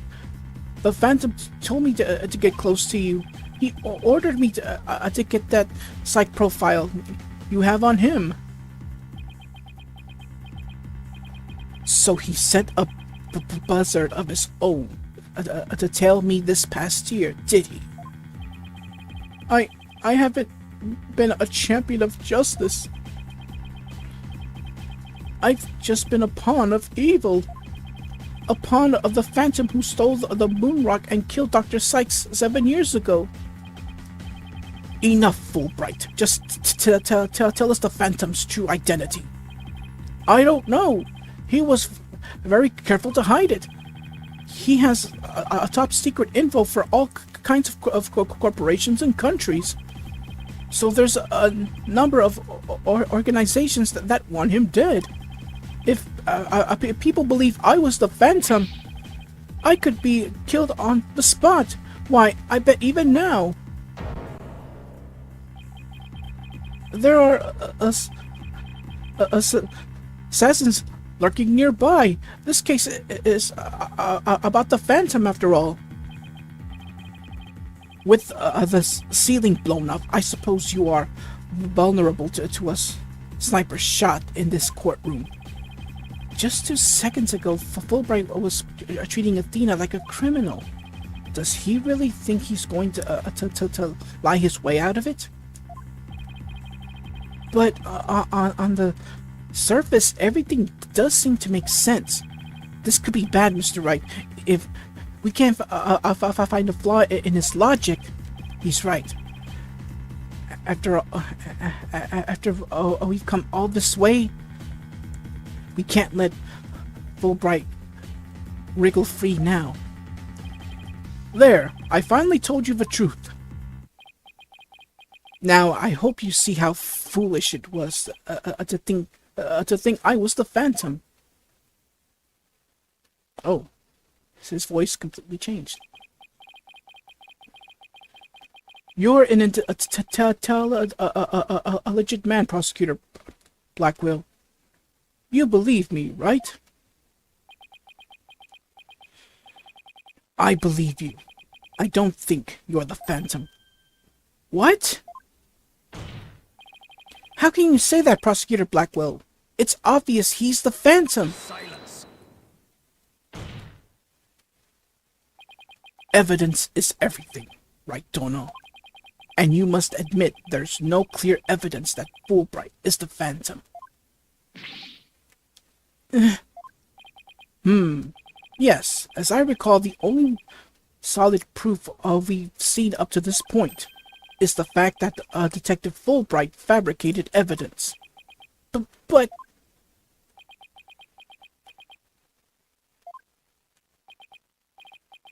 I've known Fulbright here for a year now, and all this time, he's been quite intent on rehabilitating me. I don't believe his efforts were a lie. But Prosecutor Blackwell, this fool truly thought he could reform a death row inmate like me. He went so out of his way in his efforts for me. He actually became quite a nuisance, really. Prosecutor Blackwell, you believe me? Please tell me Prosecutor Blackwell hasn't really been taken in by this big phony. However, even if it was against your will, you still acted as the Phantom's accomplice. You will have to pay the price for that. Throw yourself at my mercy, and don't you ever betray me again. Have you got that? Yes, thank you. Oh, thank you. Such a bond of trust is a rare and beautiful thing. In any case, it looks like everything has been resolved. I can now hand down a not guilty verdict with confidence. Very good. I'm very glad to hear it. It's all over. Everything's been cleared up, and Miss Sykes will go free as well.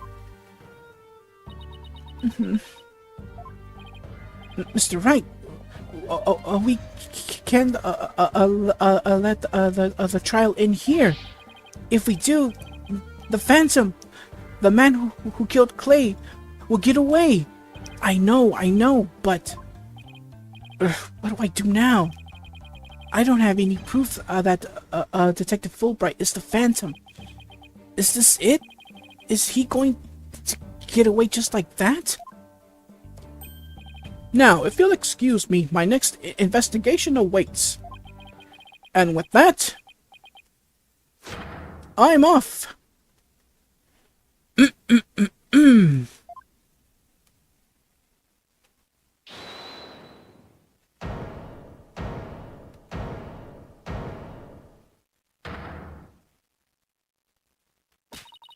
The defense? No way.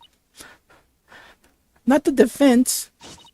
The defendant feels it's not time for a verdict yet, and would like to see this trial continue. What? But I was just about to declare you innocent of all charges. It just doesn't feel right to be standing here. Hey, Apollo, think you could scooch over?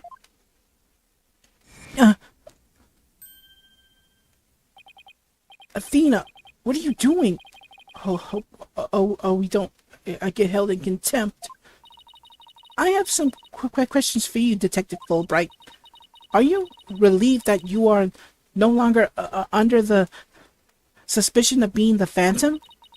Are you grateful to Prosecutor Blackwell for what he's done for you? Of course I am. And I'm truly grateful from the bottom of my heart. Athena, where are you going with these questions? I have yet to hear a single emotion behind any of Fulbright's words, boss. Thus, suspicion against him has been cleared up, but he's not feeling happy at all. What? Does that mean... We may not have any evidence, but the heart doesn't lie. That's it.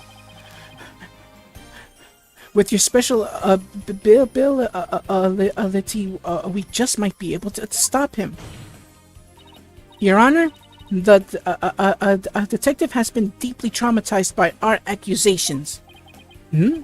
Yes, well, even before all this, I thought he was a rather odd fellow. If he doesn't get counseling right away, who knows what might happen to him. Prosecutor Blackwell, can you believe the nonsense the defense is spouting?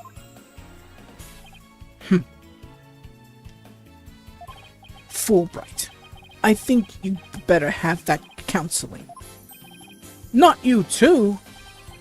You've been making baddie remarks ever since you were accused of being the Phantom. Such as you're an undercover investigator and your family has been taken hostage. I fear you might have finally lost it. But I thought you believed me! Silence. Silence indeed. Oh, how you amuse me so. What's going on here? That was an excellent bit of psychological manipulation just now, Simon. I knew you would catch on, Athena. Huh? Mind filling me in here? Guess we left you in the dust, huh, Mr. Wright? Simon was only pretending to believe Detective Fulbright because he knew I noticed if there was a lack of emotions like joy or relief in his response. So he gave me the chance to take a listen, and listen I did to the voice of Fulbright's heart. What? You two were working together just now? Come now, Athena. Show us what's inside Fulbright's heart. You got it. It's time to check the instant replay. Widget, mon ami, let's do it. Mood Matrix time.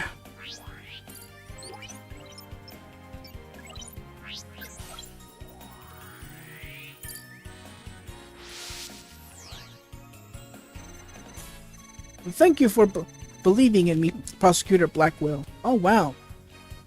Even with that smile on his face, he's showing no emotions. I am an undercover investigator.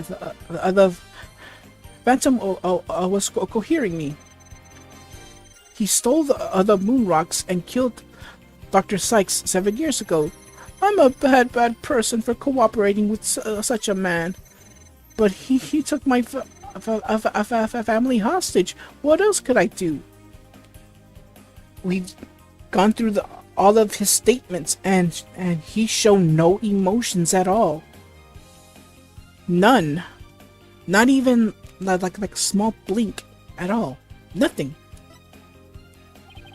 Even with all this over the top expressions and gestures, he's registering no emotion at all. It's just like I thought, and right in line with the Phantom's psych profile.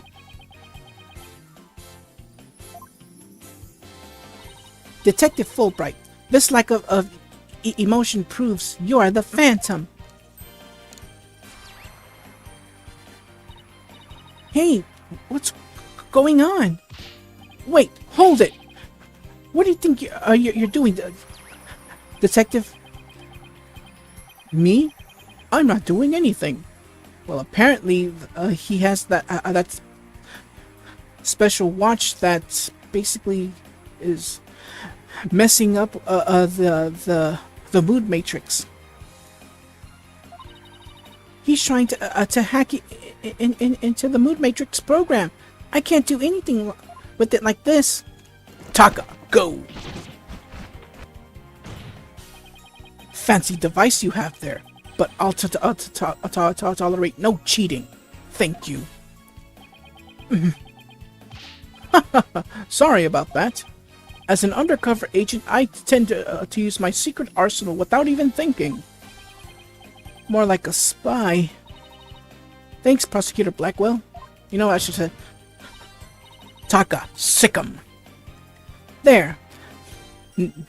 Now that you can't hack me anymore, I dare you to try to hide your lack of emotions from us. Lack of emotion? What are you talking about? Of course I have feelings. As a matter of fact, you've wounded me very deeply with that accusation. What's going on? All of a sudden I'm getting an overwhelming happy reading. Huh? But he's literally crying us a river over there. Well, truth be told, crying can also be a sign of happiness, so don't forget that. Whoops. My mistake. How about this? Grr. Yikes. Now he's angry all of a sudden. What's he trying to pull? Like us not, it would appear our friend is not completely without emotion. It's just as it says in Dr. Sykes' profile of the Phantom. The subject has a unique psychological makeup with almost no emotional fluctuation. Oh, I get it. So he has some emotions, right?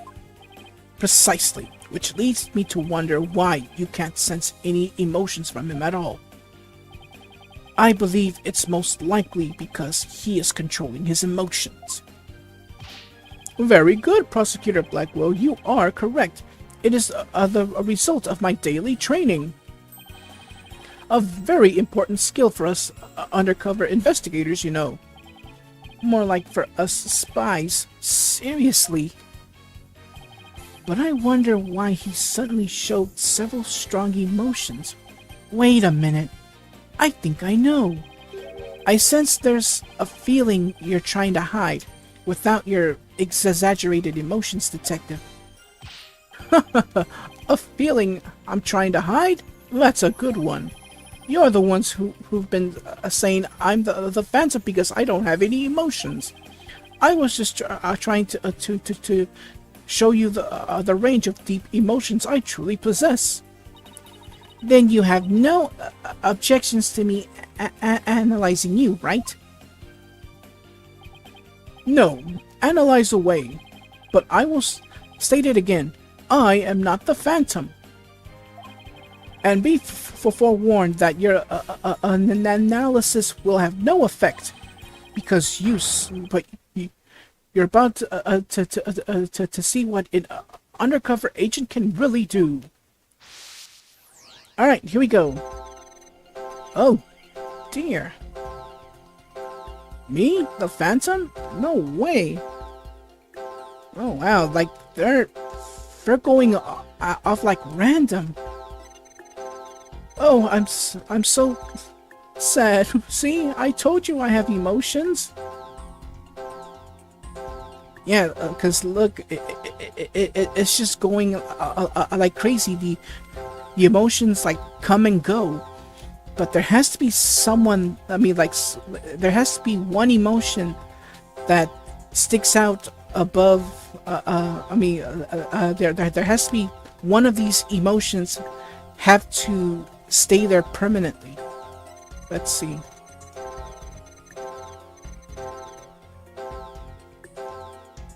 How dare you accuse me of being someone who killed over a moon, who would kill over a moon rock? Well, the only emotion there that's sticking around, oops, wrong one, is the sadness and worry thing.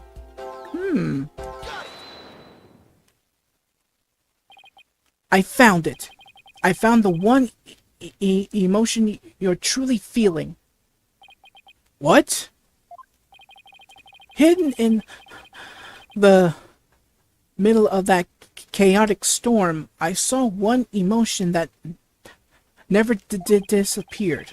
When you talked about the moon rock, you felt a fear that wouldn't fade. Fear? Huh.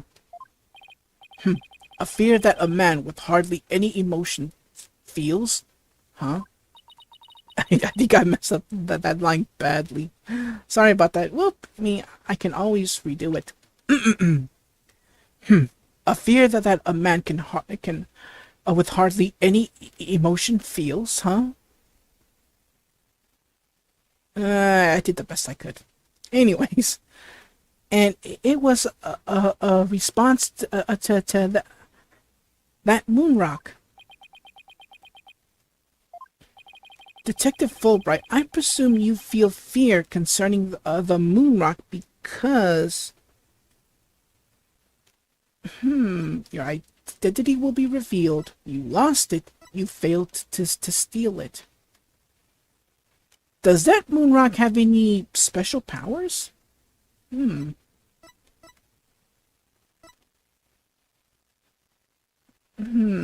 Let's go with your identity will be revealed.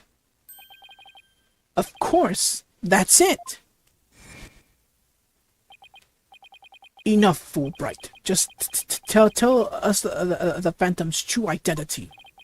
I don't know. He was very careful to hide it. He has a top secret info for all kinds of corporations and countries. So there's a number of organizations that want him dead. If people believe I was the Phantom, I could be killed on the spot. Why, I bet even now... There are assassins lurking nearby. This case is about the Phantom after all.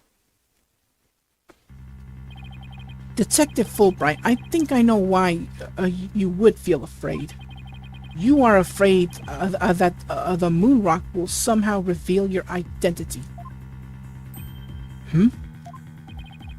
If his identity were revealed, he would be killed immediately. That's certainly enough to make even the Phantom feel afraid. Me? Afraid? I don't know what you're talking about. So there really is something about the moon that would reveal his identity. Apparently so. Wait a minute. Maybe the Phantom didn't so much steal the moon rock, but more likely he had to take it with him, because there was something on it that would reveal his true identity.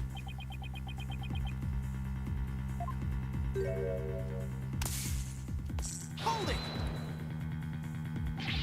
Where do you think you're going? Me? I'm not going anywhere. Is it just me, or he was going to use that weird watch thing to try to get away? How many more toys does he have? And where can I get some myself?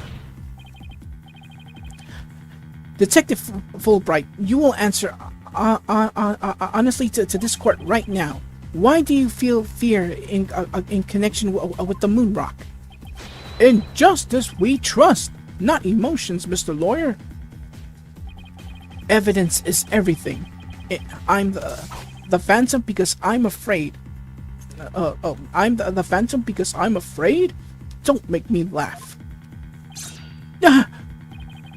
And what was that just now? But all human beings have hearts and experience emotions. Sometimes analyzing a case from the psychological perspective is the best way to find the truth. Eek!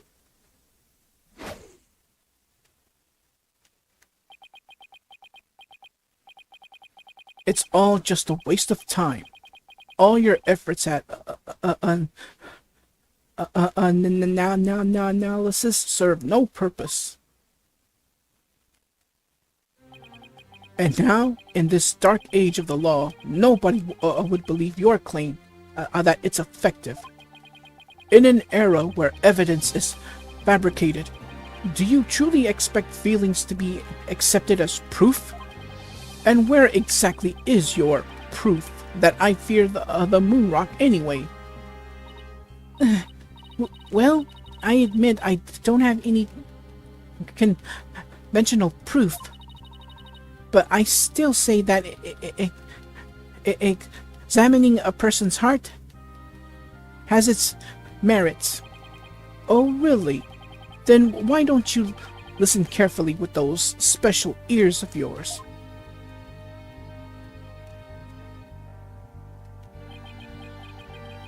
Listen to the voices of the heart of the people in the gallery.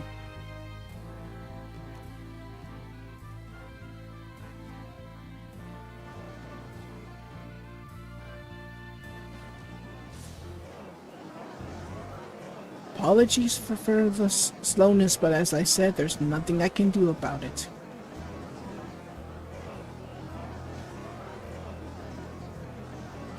And I hope Spirit of Justice doesn't act like this. All I hear is distress. As you can see, the people are on my side, because all they see is a strange little girl using a weird little machine. But it's not like I use nautical psychology to falsely accuse people. Uh-oh. He's got Athena downing herself. Miss Sykes is nautical psychology has breathed new life into the courtroom. It has freed the hearts of many witnesses and has been key in getting to the truth. What nonsense! Your Honor, the defense's claim is a false one. I don't feel any kind of fear when it comes to the moon rock. I see. Very well. I will give the opinion of this court. In a trial, I don't feel that a person's emotions are quite as compelling as actual evidence. But Your Honor... There, you see? Nobody believes you and your trumped-up charges. However, I do believe Miss Sykes's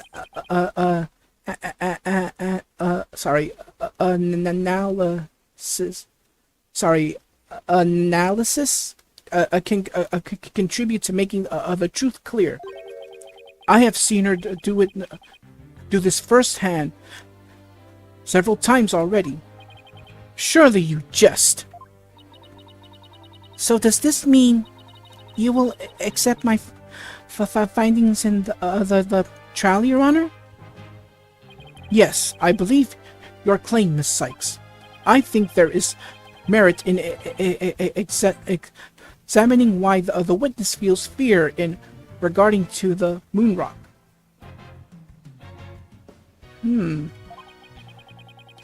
That this court's opinion on this matters. Then that's a win for me. No, a win for analytical psychology. Now, Mr. Phantom, you will tell this court the reason for your fear. Analytical psychology? My fears? Fine. I'll show you precisely what those abstract things can't be considered evidence. Alright. Final evidence, I hope. Because this is taking way too long. Alright, so, my fear of the moon rock. Here we go.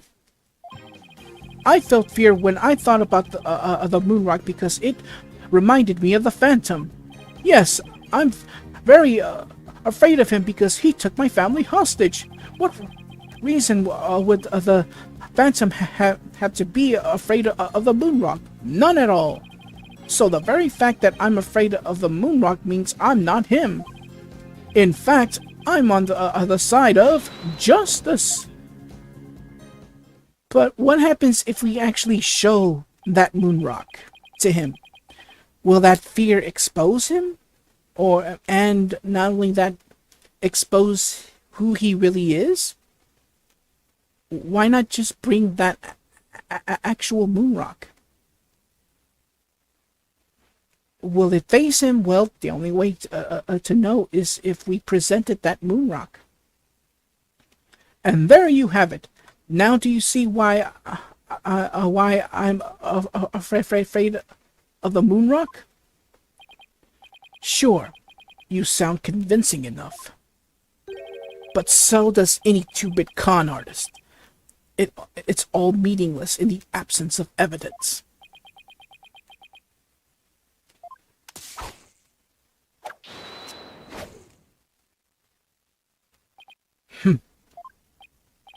The Phantom is like the mist. No flesh, no bones. My sword alone can't cut it. Right, Dono?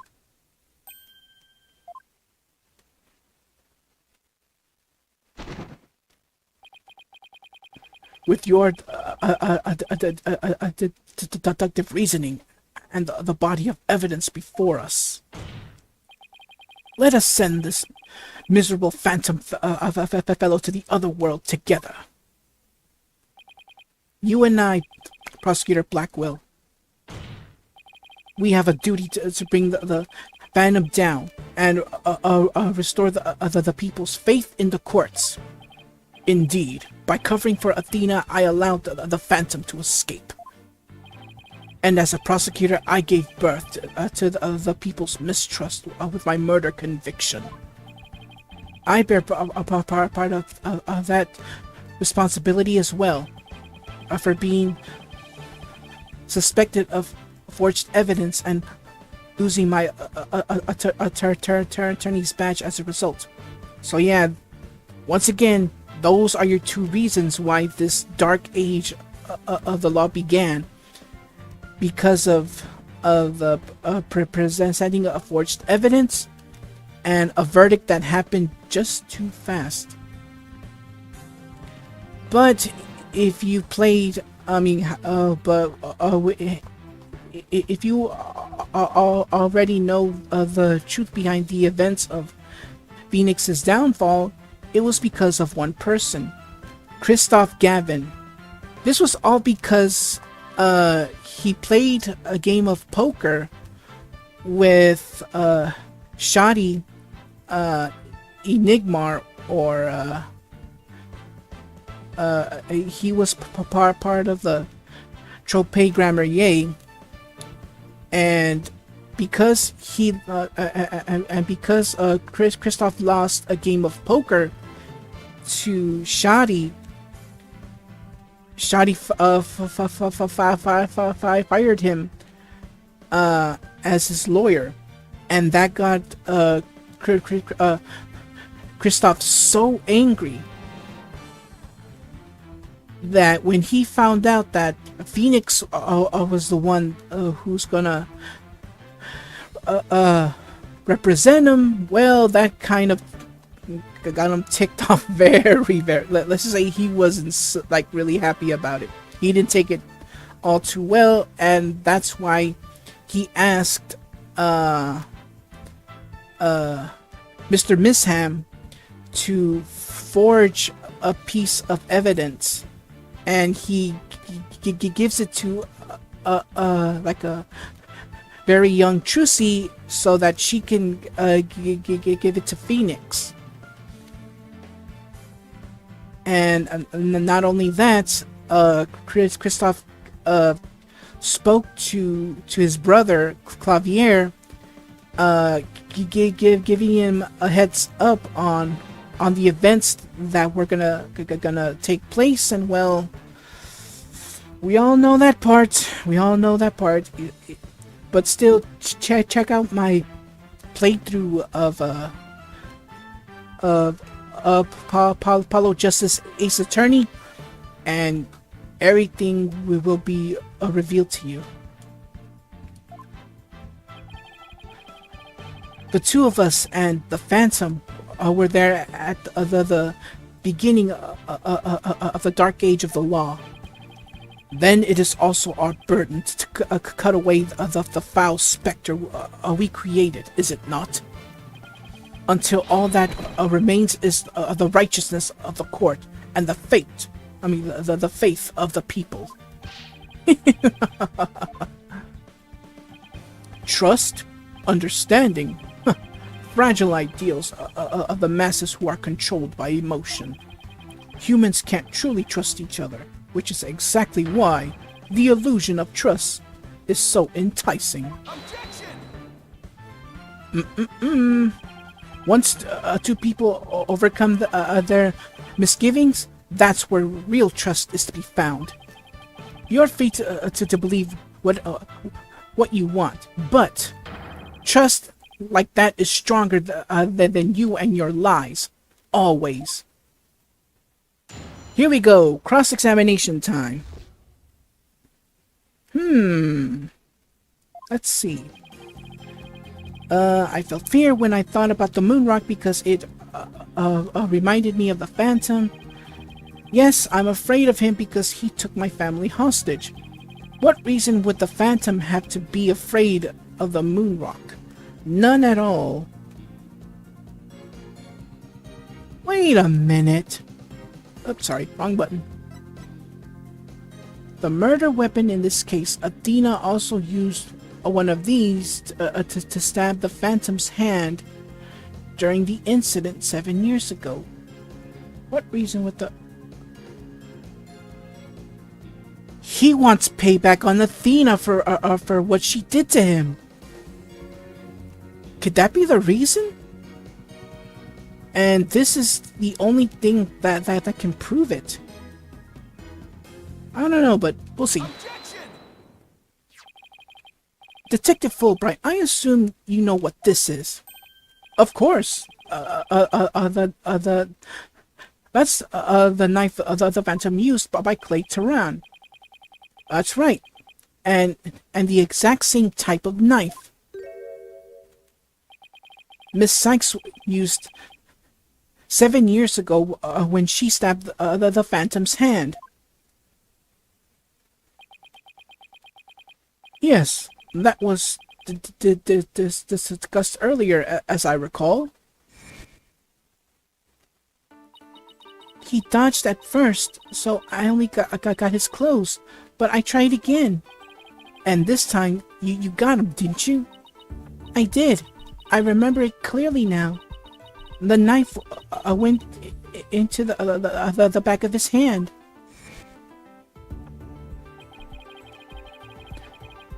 It all makes sense now. Now I know the reason why the lighter was on the. Hold on. Let's go back to our evidence here. Well, specifically, Aura's statement. The perp held a lighter with an Earth emblem on it in their left hand.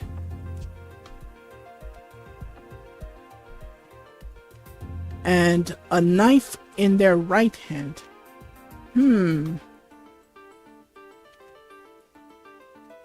I think I might be overdoing it, but let's see. I'm gonna see if I could do this. Like, okay, so he says, well, it's true that there is a mirror there. However, I hope I'm right about this. So, when... Hold on one second. Let's head back towards that knife. Now, when Athena stabbed the Phantom in the hand, it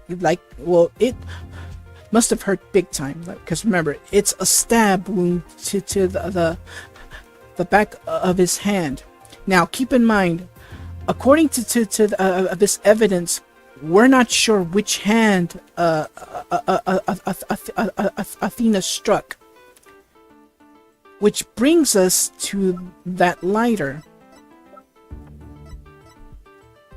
Oh, no, yeah, I'm sorry, to the statement or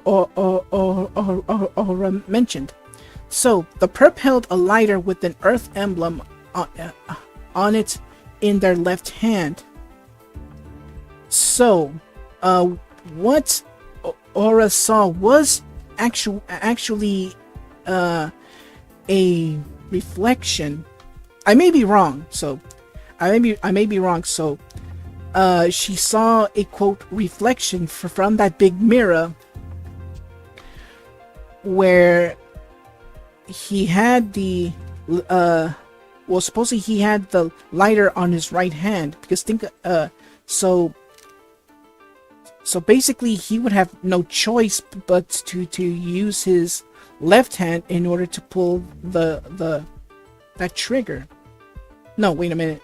So he had it in his left hand because he couldn't use his right hand, so he would have that knife instead. So he couldn't, because since the hand, I'm guessing that Athena stabbed was the Phantom's right hand, causing it to, like, not only be in pain but unable to use it mostly. So if he used that lighter with his right hand, it would have like he would have felt pain. So he had no choice but to use his left hand. And the knife, if he's holding the knife with his right hand, it wouldn't hurt that much if he's trying to hold something like as light as a as a small knife. So yeah, he had to use that gun on his left hand. Well, the lighter gun on his left hand to shoot Clay and make it but unfortunately it ricocheted. He missed because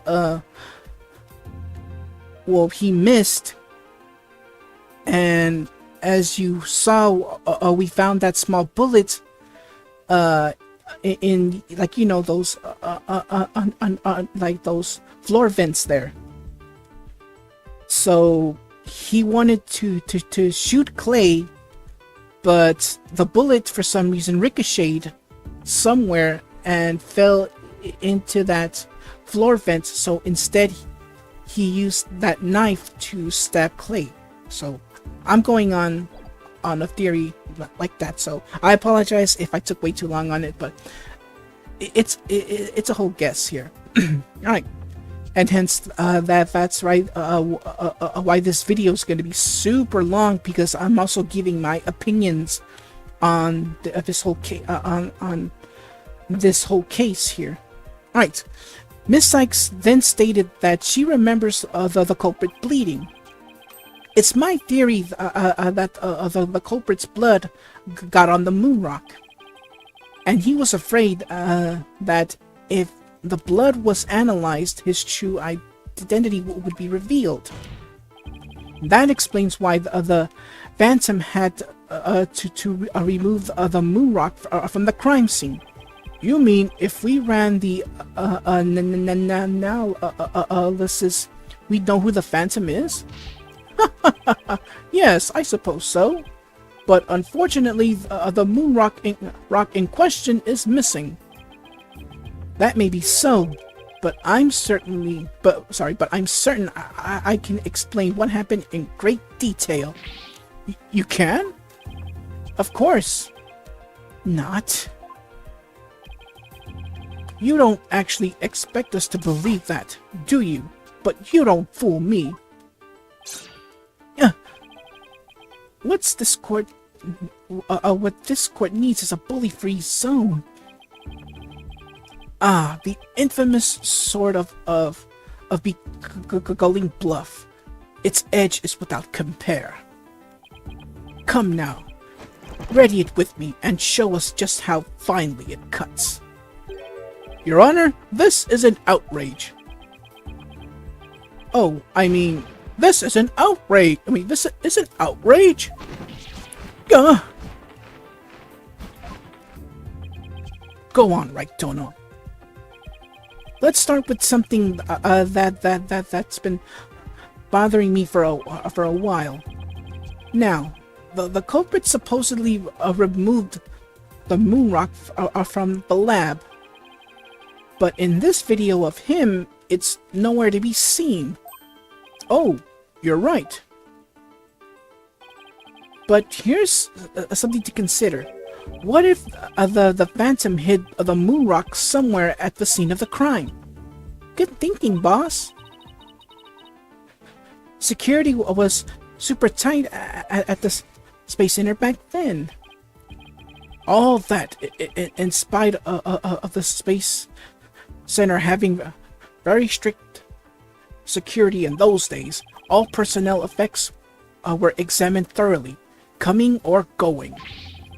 You couldn't even smuggle a withered old leaf through those checkpoints. Does this mean the moon rock is still somewhere in the Space Center? In the name of justice, I proclaim that's impossible. And why's that?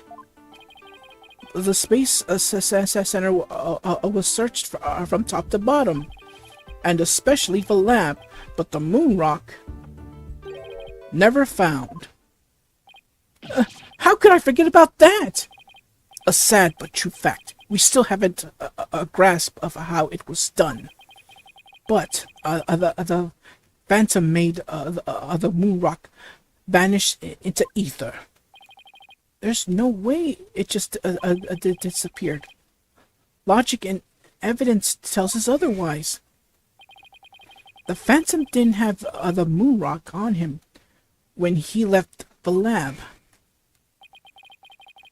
Yet a thorough police search didn't turn up anything. And it never turned up 7 years after that either. The Phantom made the rock disappeared without physically removing it himself. But how? There must be a way. Think, Phoenix, think. How did the moon rock vanish from the robotics lab? So, can you or can you not show what happened to the moon rock, Mr. Wright? Yes, I can, Your Honor. What? Oops, sorry, I mean, what? In that case, let's have your answer, Mr. Wright. How did the Phantom make the moon rock disappear from the crime scene? Well, the only thing I can think of right now is... Here you are. The capsule. That's the Hope capsule, right? The one that went up with the Hat 1 rocket. He couldn't carry the rock out, but he couldn't leave it in the center to be found either. So there was only one safe place to stash it. The Hope capsule that was there in the lab that day. Yes, and the team must have loaded it onto the Hope space probe eventually. But if that's what happened, then the moon rock would have launched up into space along with the rocket. Preposterous! It would mean that for these past 7 years, the moon rock was... Exactly. The Phantom got rid of the moon rock in the most cosmic way he knew.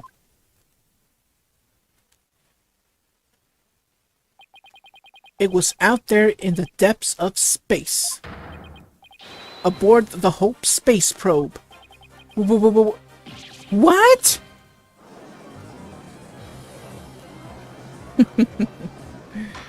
Oh my goodness. Order! Order in the court!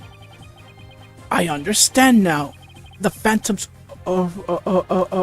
original scheme was to sabotage the Hat 1 anyway. The villain. He used his primary objective to conveniently kill 2 birds with 1 stone. That's right. He planned for the moon rock to be turned into cosmic dust out in space, thereby destroying the one piece of evidence that could reveal his true identity. But Mr. Starbuck and the others foiled the Phantom's plot. The Hope space probe sailed off safely on its mission and returned 7 years later, with the capsule in tow. If we analyze the blood on the moon rock, it should make one thing clear. That you were the Phantom all along, Detective Fulbright. So he killed Clay so he could get the moon rock back? I believe so. His original assignment may have been just to sabotage the Hat 2, but at the same time he also had to retrieve the evidence of his crimes 7 years ago. That's why he went to the boarding lounge and attacked Clay as he made his escape out out of the rocket with the capsule. But in the end, it was all he could do he could do just to escape himself. So he didn't get the capsule. Clay must have done everything he could to stop Fulbright. He probably hung on to the capsule for all he was worth until his very last breath.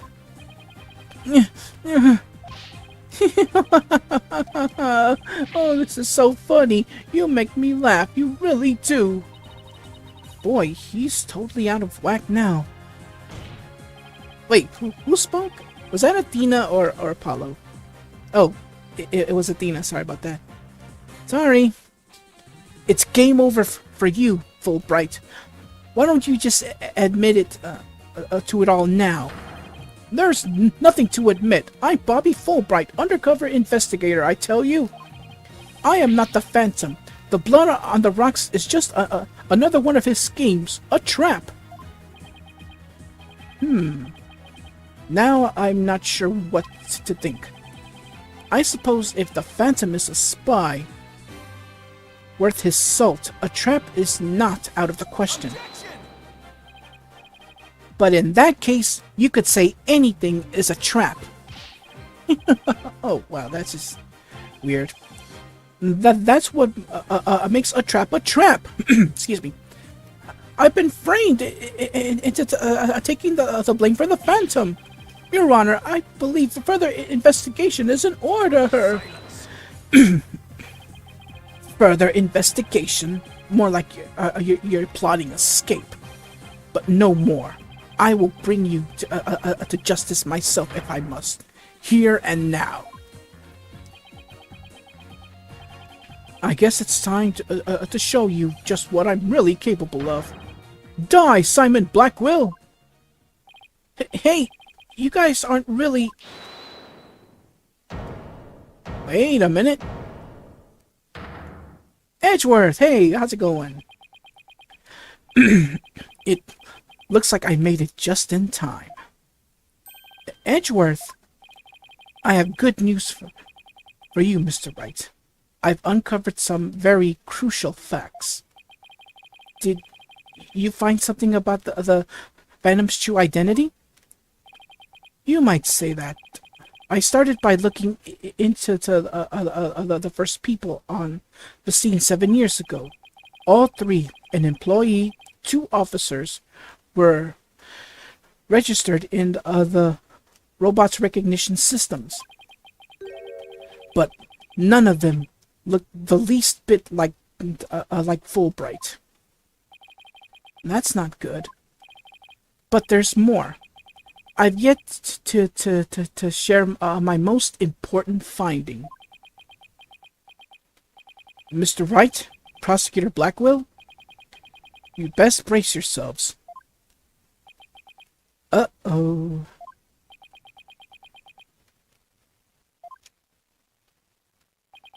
The man you see there before you, Bobby Fulbright, is already long dead.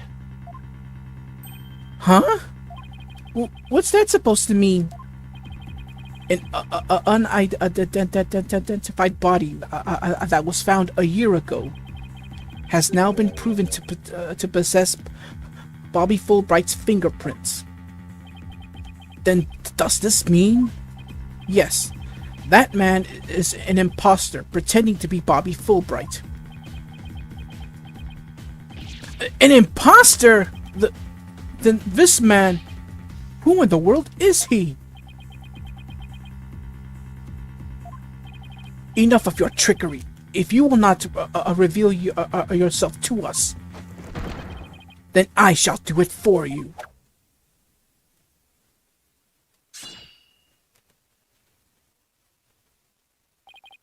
What the?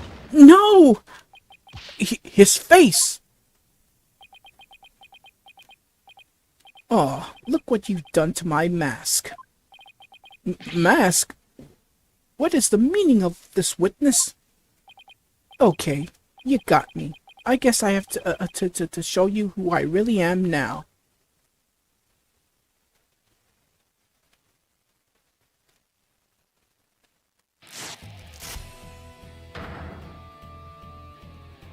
Wait, but that's...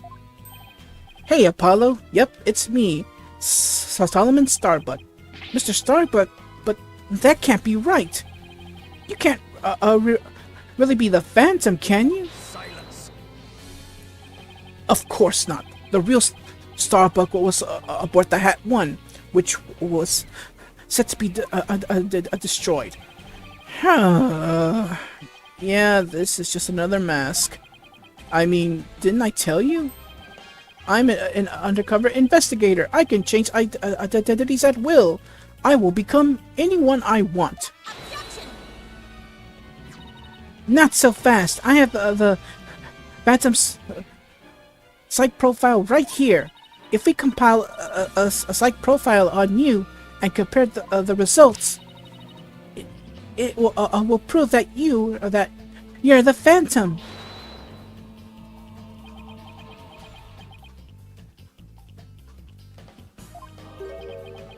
It's time for me to show you the real meaning of the phrase "the end justify them." Oh no! That voice, those words.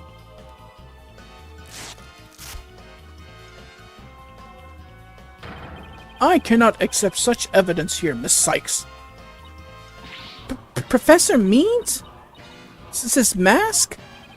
I'll take what I want by any means necessary. Now give me that evidence. Huh?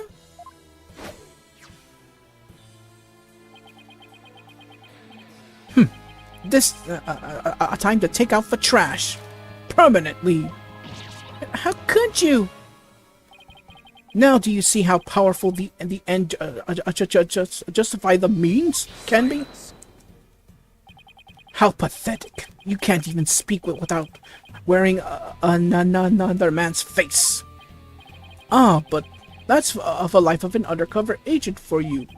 My real face has no meaning or value to me at all. Or perhaps it is really the case that you don't even know who you are anymore.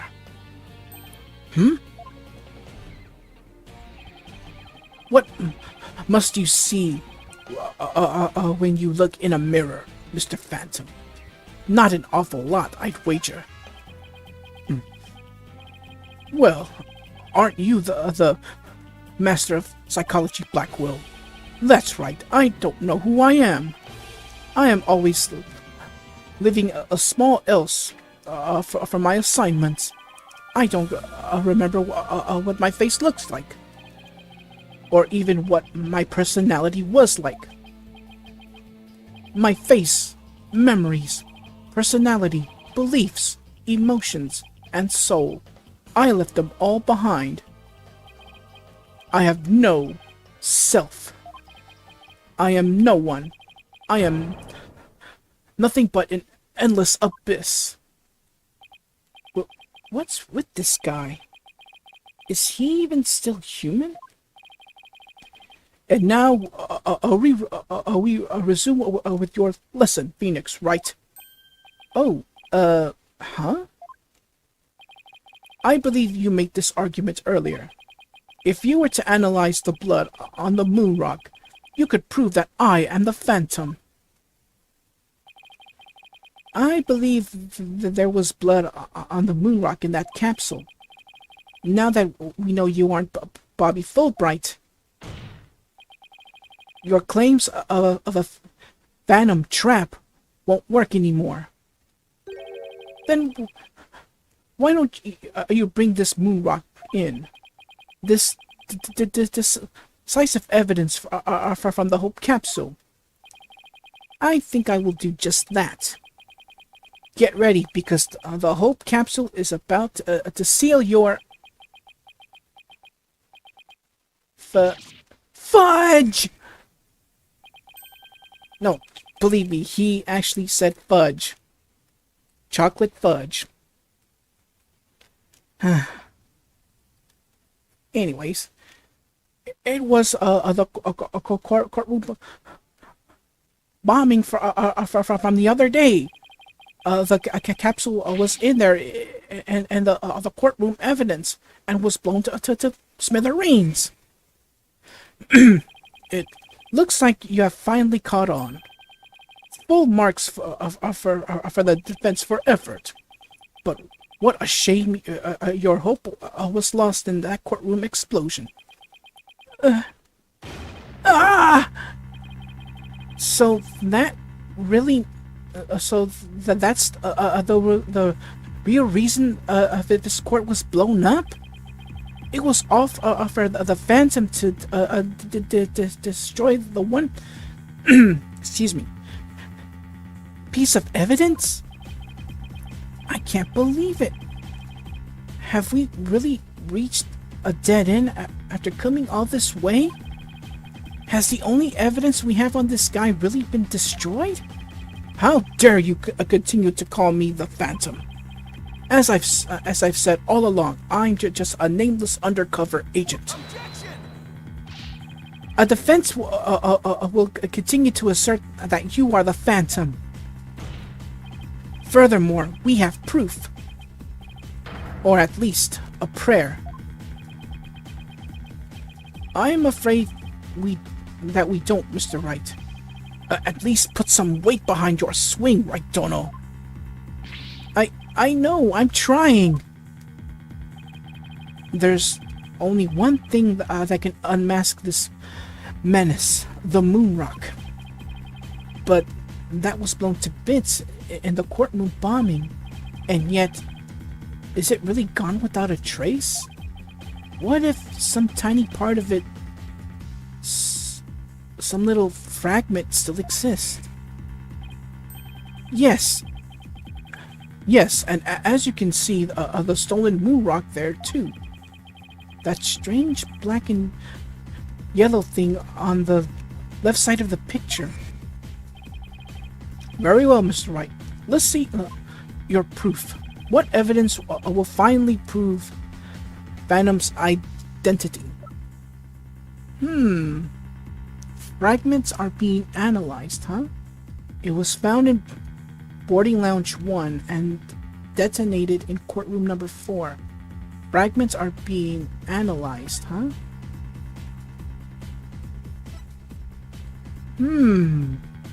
Well, hello, evidence.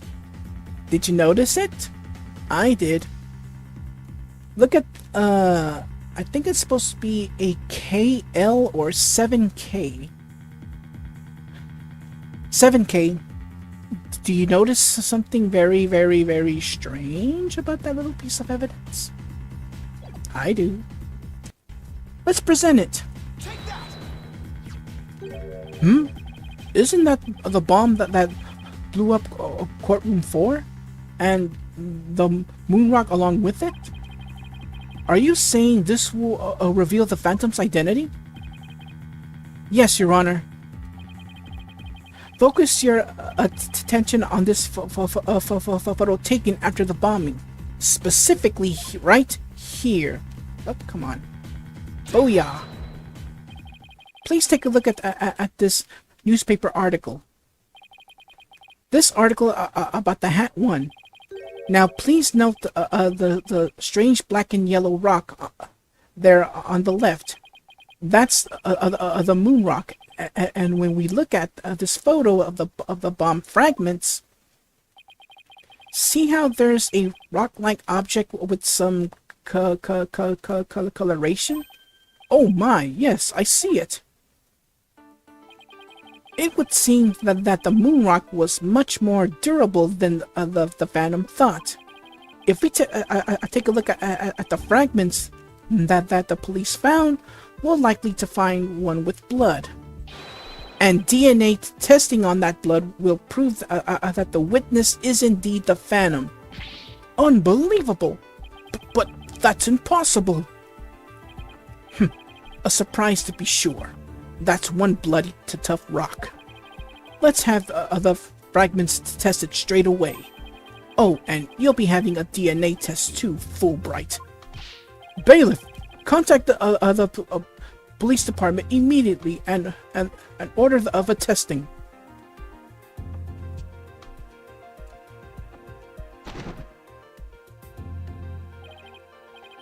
Prosecutor Blackwell, what do the test results show?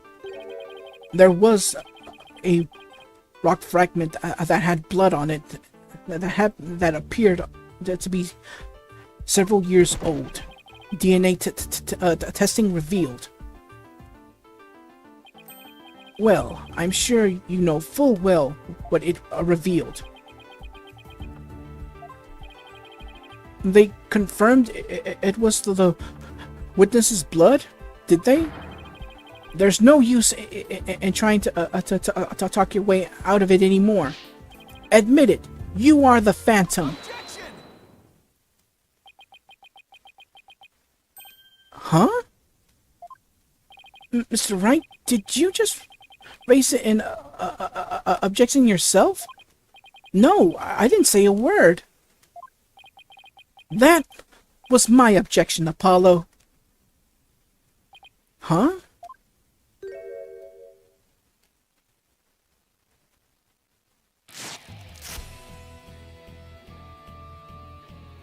Why?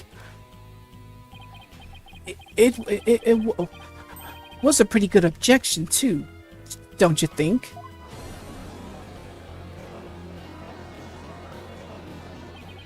Now he's me. So, do you have an objection or not, Mr. Wright? Huh? Oh, no, not really, Your Honor. No, not you, Mr. Wright. I mean, the witness, Mr. Wright. Could this trial get any more insane?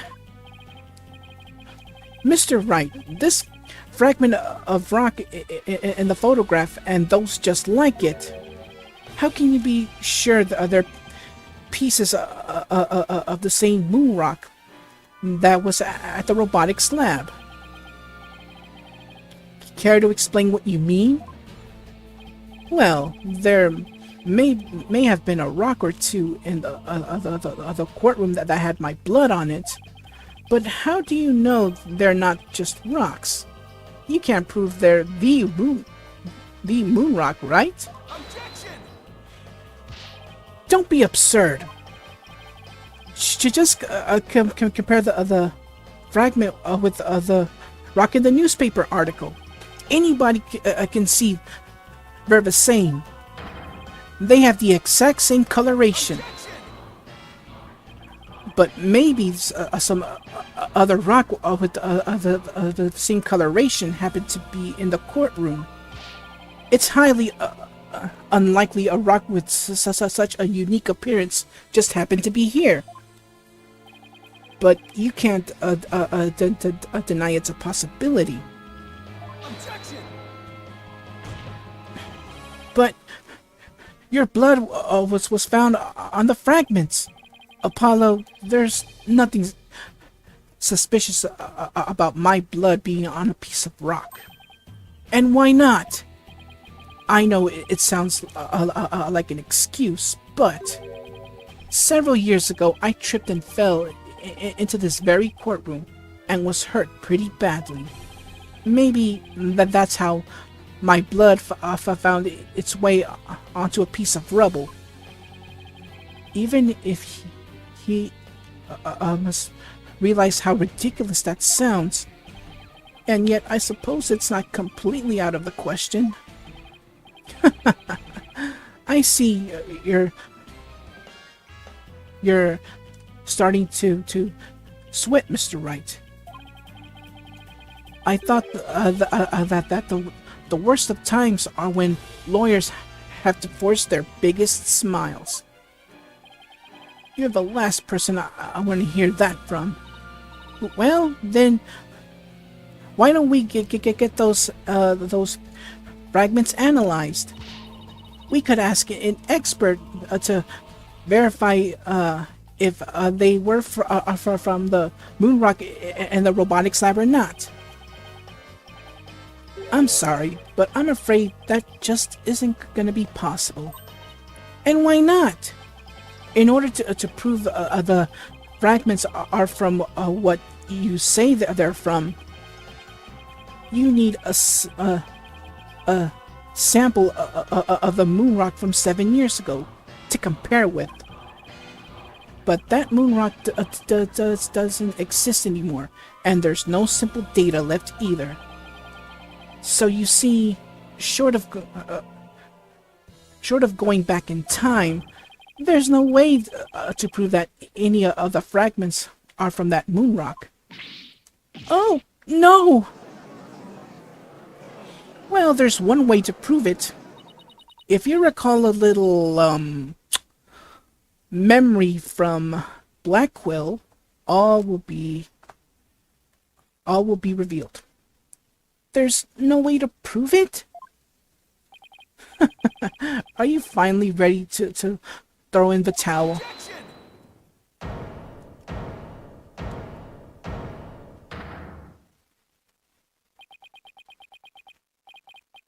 So the moon rock doesn't exist anymore, huh? That's right. It was such a valuable rock too. A shame, really. But it's lost to us forever. He's wrong. It's not completely lost.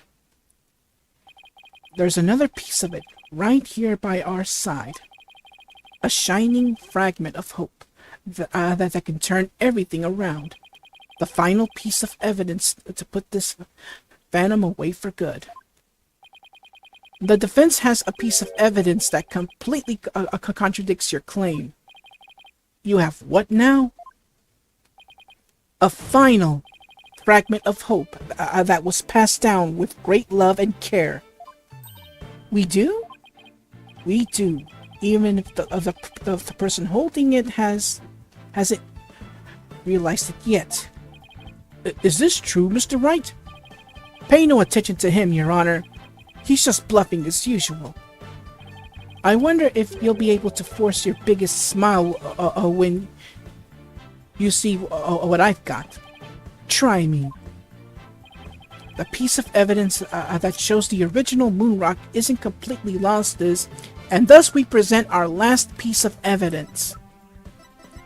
The moon rock earring. Have fun!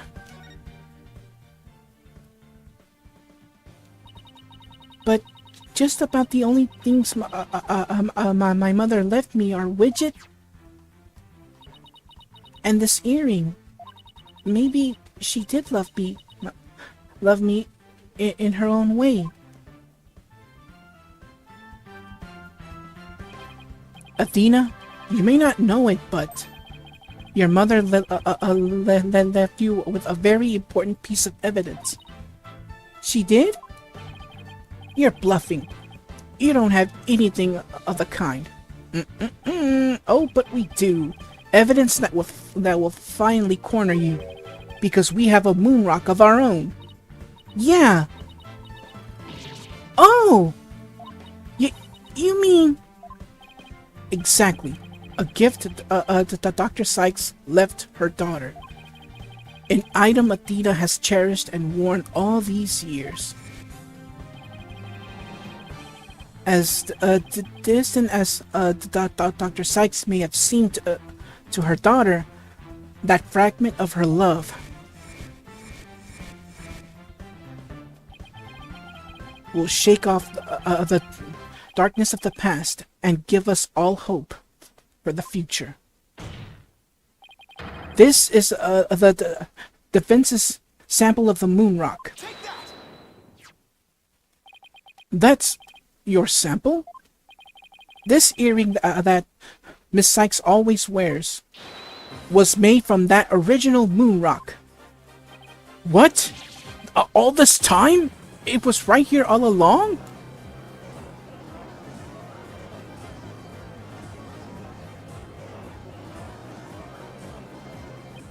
No, it can't be.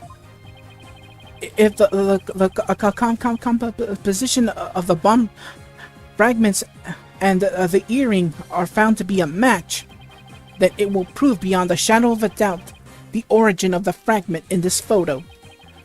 And since the test results showed that the blood on the fragments was yours, this means the identity you tried so hard to hide will finally be revealed. The identity I tried to hide? I don't have any identity to hide. I may not have Athena's ears, but now even I can hear the fear in your voice. Fear? I don't feel fear. I left all of my emotions behind years ago. Objection! Even human beings feel fear. You simply I can't face the emotions inside you. You can't face them because you have nothing. No love, no trust. And I suppose you do. I didn't have anybody to support me at first either. I couldn't face the fear inside me. Couldn't get over the trauma of my past. Like I said, I don't feel fear. Objection! Then you're just a coward for running away from yourself. When I had my doubts about Miss Sykes, I felt like I would collapse under the weight. But I wanted to trust her. And I knew I could trust Mr. Wright to uncover the truth. That's why I was able to face my suspicions without hesitation. Running away from myself? How can I turn from myself when there's nothing inside? Nothing at all. Objection! I know it's hard for someone as unwilling to trust others as you to understand. But people have emotions. It's just a fact of life. And so, people can be weak at times. But that's exactly why people need to trust one another. So they can gain the strength to face themselves when things are at their bleakest. Without trust in others, how can you ever hope to face your fears?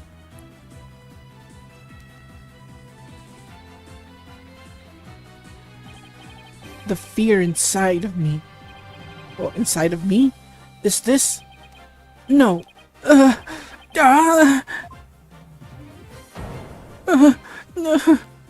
I'm afraid. I'm scared. I feel fear. You can't outrun yourself. Remove that mask and unleash your emotions. Confront your guilt head on. With your own true face.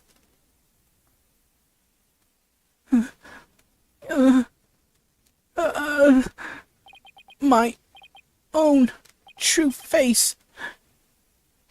No, please don't. I know you're here. Where are you? See, I haven't revealed anything yet. Honest.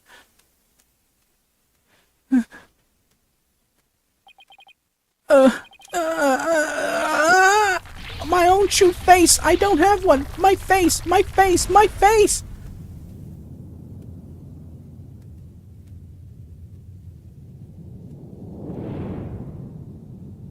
Wow, look at the many faces there. Is this my face? Is it? Is it? No. Not. That's just one. No. This isn't me either. Is this me? Which one is my face? What am I? What? Who am I?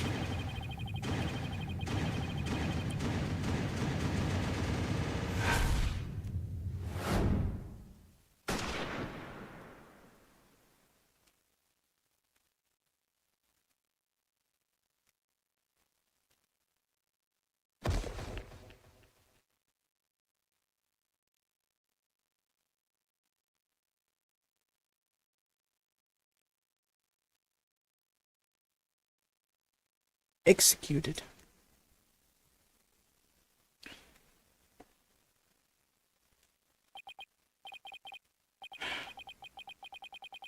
A sniper attack in this very courtroom. It chills me to my bones. But the police are doing everything that they can to track down the sniper as we speak. Prosecutor Blackwell, how is Detective Fulbright right, I mean his imposter doing? He's a lucky fellow. The bullet didn't hit any vital organs. He appears to be in no danger of dying. Well, that was fortunate for us, for all of us. The analysis of that final piece of evidence, right, submitted, is in. The composition of Miss Sykes' earring and the fragment with the blood on it match. We can now be certain that it is a fragment of the moon rock in question. The murders and bombings at the Space Center, both past and present, the bombing of courtroom number 4, and all of his other crimes, as numerous as the stars, under suspicion of all these things, the spy known as the Phantom has been incarcerated. The prosecutor's office is now responsible for his well-being.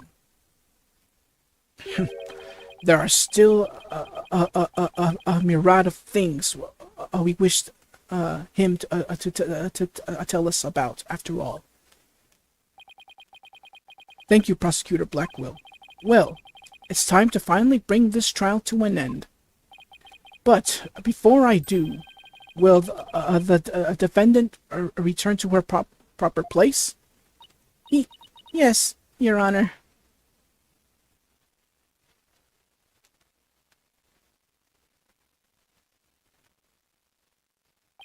Now then, this court finds the defendant, Athena Sykes, not guilty. Wow, what a journey. What a journey.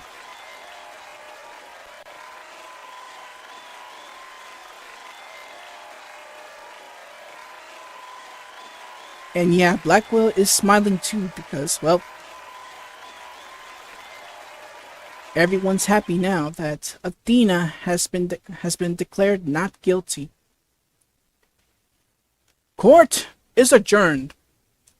Judge out.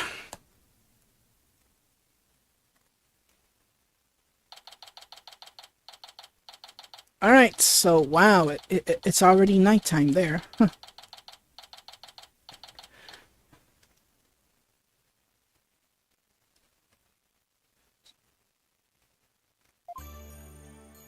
Congratulations, Mr. Nick. Thank you, Pearls, and thank you for being there for Athena. It's the least I could do. But Athena was great, wasn't she? She was so strong throughout the whole trial. Daddy, I'm so glad to see you. Trucy, are you alright? Are you hurt? I'm fine, Daddy. I was doing magic tricks for the other hostages to keep our spirits up. That's our Trucy for you. I'm really glad to see you're safe. Right, I fear I owe you yet another debt of gratitude. Edgeworth. We never would have caught him if it weren't for all of you. Aw, come on, Edgeworth. What are you talking about? You're the ones who've been tracking the Phantom all this time. Plus, you were the one who gave Blackwell a permission to serve as prosecutor, right? Yes, well, we knew the Phantom was somewhere nearby. The police and I were trying to find him, but we never did manage to do so until this trial. Well, we never would have won this trial without you. It was your help as chief prosecutor that was the key to its successful conclusion. Besides, it was you that saw to it I got my attorney's badge back, wasn't it? So you figured it out, didn't you? Yeah, getting my license back went just a little too smoothly, you know? It should have been a much harder after that evidence forging scandal. Well, I owed you a few favors. Hey, Edgeworth, think we can finally bring the dark age of the law to an end? Even the darkest nights to dawn eventually. Our sun will rise again. Besides, now that Prosecutor Blackwell has been cleared of all charges, a great deal of mistrust towards the court system should be swept away. You know, you could have said that with a bigger smile, Edgeworth. It won't kill you. Instead of the furrows in the in that brow of yours, just keeps getting deeper and deeper. Should I smile more, huh? I'll think about it. Excuse me. The complicated love-hate relationship between lifelong rivals. Athena. Oh, sorry. That was Blackwell. See, with the question marks, I can never tell who's talking. And it's gonna be like that no matter what. I'm forever in your debt. You went to all that trouble, even to taking the bar exam while you were overseas. Well, I knew if I didn't get your sentence overturned fast, you'd be executed. So I studied and studied. I was frantic. I'm so glad I made it in time.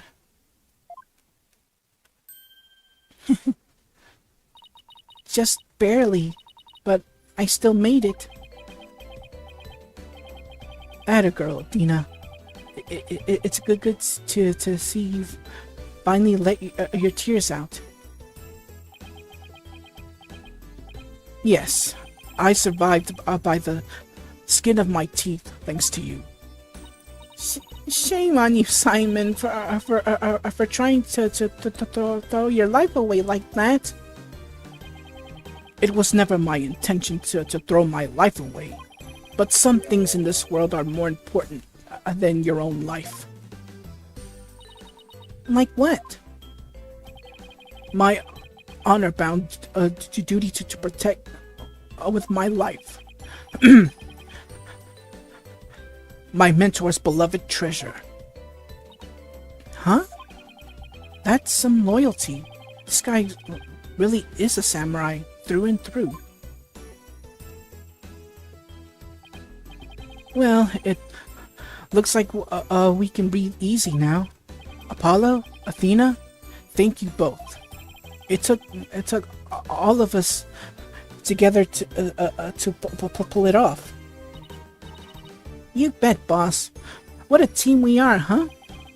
It was definitely the most amazing turnabout I've ever seen. I'm a lucky guy.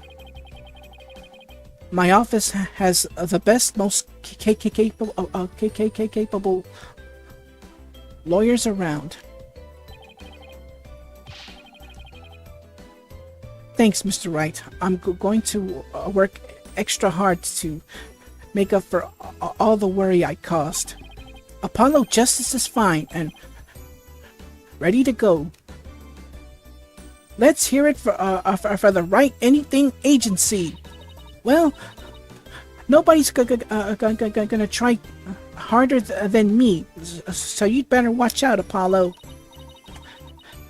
Simon is free, thanks to Mr. Wright, but there are so many people out there who need our help. You're right, and I'll be needing you both to help them. We still have a long way to go.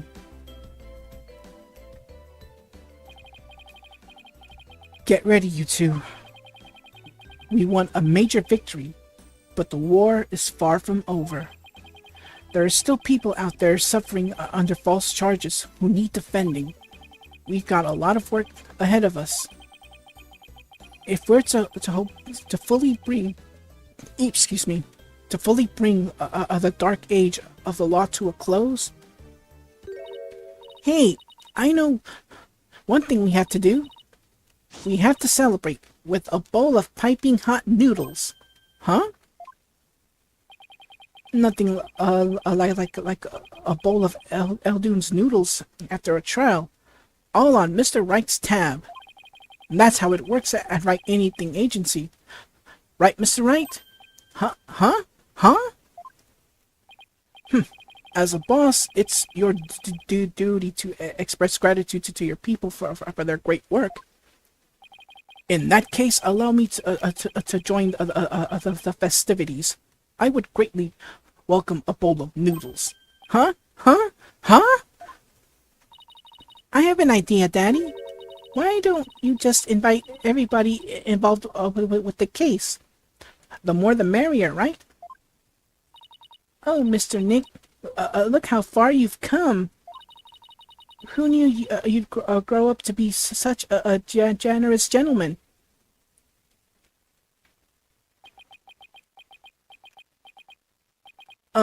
Guys, under these circumstances, there's only one thing I can say. Only if I get to join in. Hey, no fair. I want to say it too. Okay, here we go. Objection! Objection! And there you have it.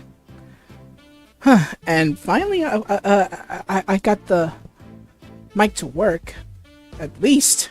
Because I'm going to be needing it for the last game. Because throughout this whole game, the so-called finger, the dusting for fingerprints was there, but the actual mechanic wasn't shown at all.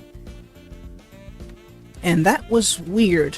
I was kind of hoping for it, but I guess we don't have Emma at all, since, well, she was never seen in game at all. So, alright, so we also see the credit scene and also most of the characters that were involved in this entire game.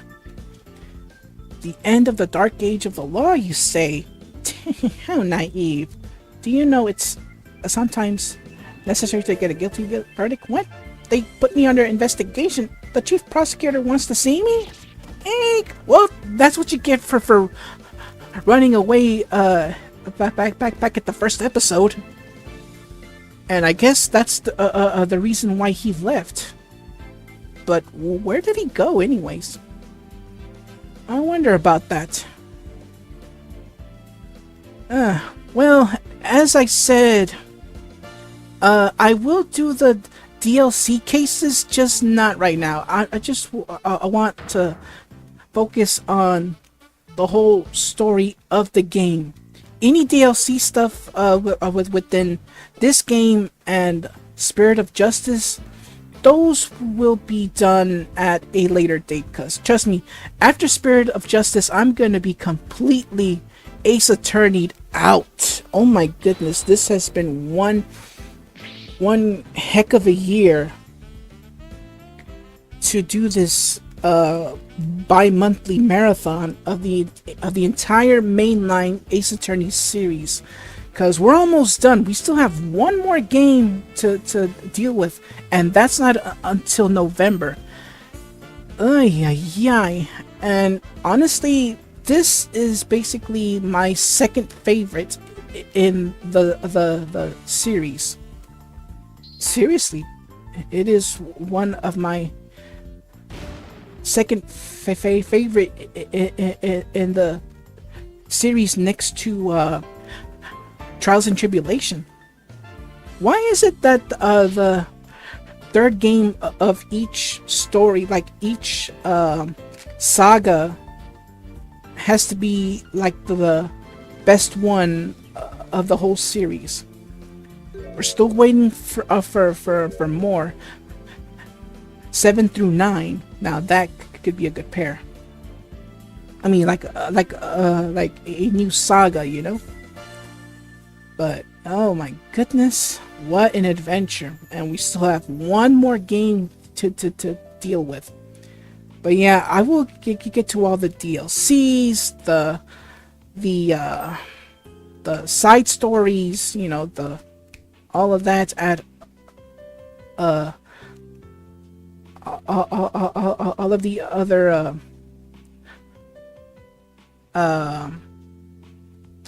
spin-off titles, sorry, at a later date. Not as a marathon. Oh, no way, no way, no more of this, no more of this. I'll just do this one thing at a time. So yeah, I'll do this one thing at a time. Oh my goodness, because what a journey this has been, and we're still not done yet. As I said, we still have one more game to deal with, but that's not until November, when we finally close the chapter. I mean, the whole mainline series to a close. But yeah, what a journey.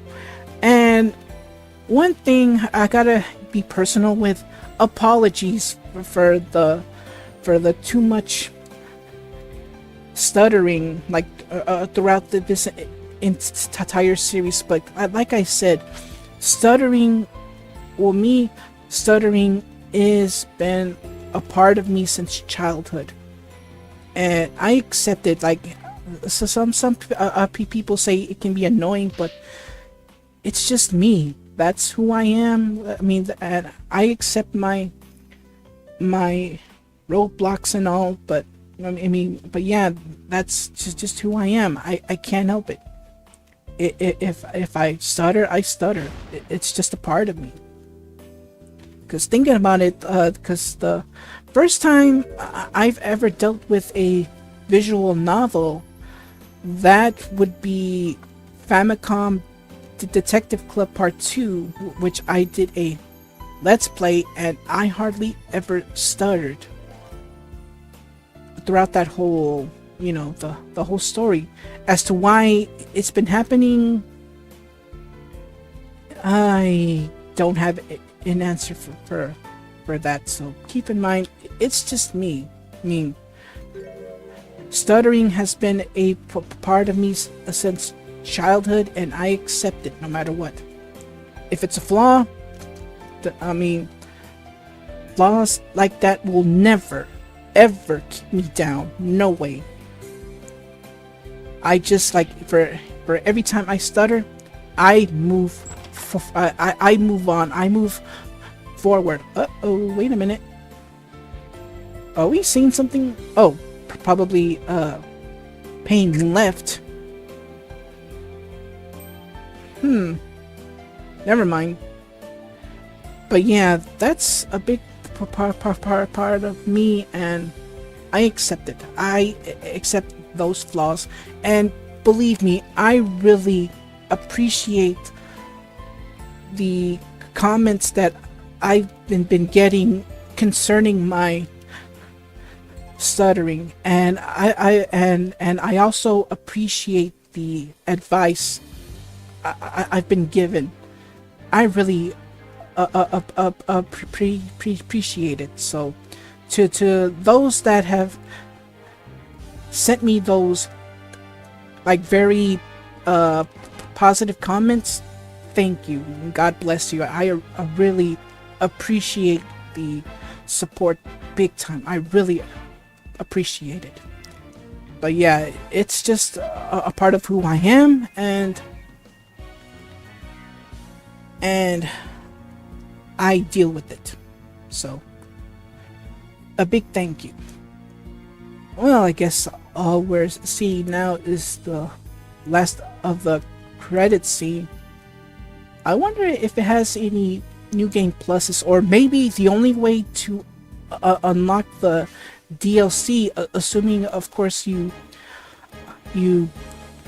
bought it via the eShop when it was open at the time. that you have to beat the whole game in order to play the DLC. I wonder about that. Huh. Wow, but still. The journey is almost over, though. The journey is almost over.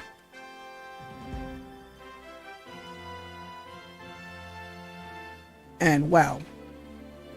In terms of visual novels, I will get back to them someday in the future, but just not right now. Because there's so much to read, so much to, you know, puzzle solving and all that. Perhaps maybe in the future I'll head to the Professor Layton series, which I've been practicing. It's because whenever I I feel bored during my bus rides, from church to home or wherever it is I want to go, and I feel a little bored during the bus ride, I always pick up, I always get my phone, and since I have RetroArch and Drastic DS, I mean, I'll play whatever game that I wish to play. But yeah, I guess the credit scene is already over, so that is pretty much how I do my one of the ways I do my test plays for new Let's Plays. So let's see if there's anything that happens. Probably an anime cutscene, maybe. I guess we're about to find out. Let's see. I'll just keep my mouth shut.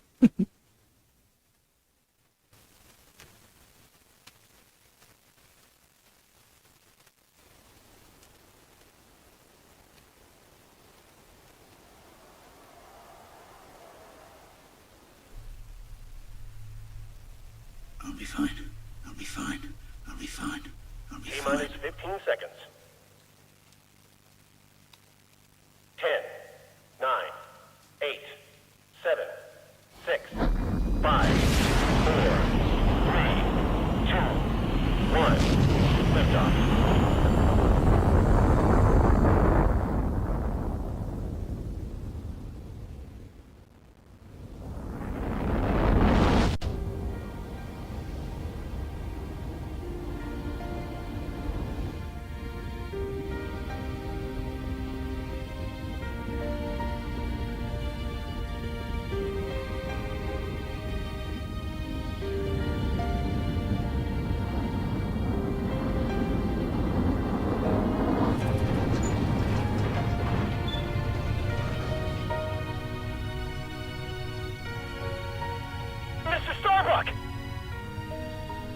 You'll be fine.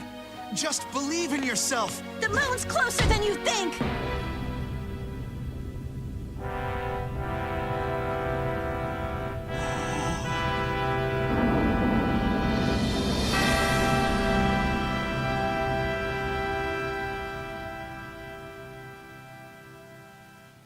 Thanks, guys. I wouldn't have made it back into space if it wasn't for you.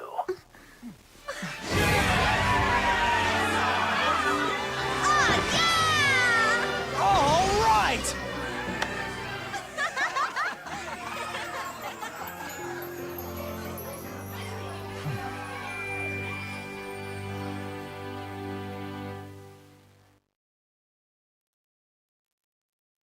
Wow.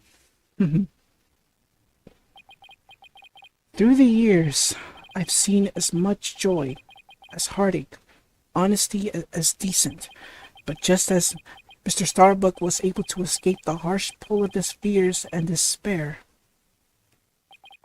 I believe that hope and friendship can lift us all up towards a brighter tomorrow.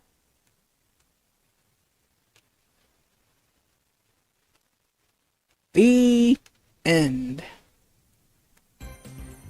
Illustrations and anime cutscene galleries have been unlocked. Please go to Extras and DLC to view them.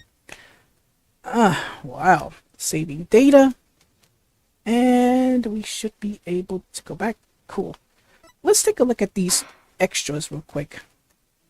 There's the anime cutscenes, the illustrations. But where's my DLC? Where's the DLC? I don't see the case. Maybe it should be here in the episode select. Let's see. Episode 1, 2, 3, 4, 5. Nope. I don't see it. Looks like I'll have to find a way to find the DLC case itself. But anyways, thank you for tuning in.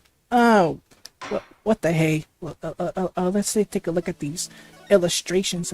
There's probably a lot to even unlock. Yeah, it's basically all the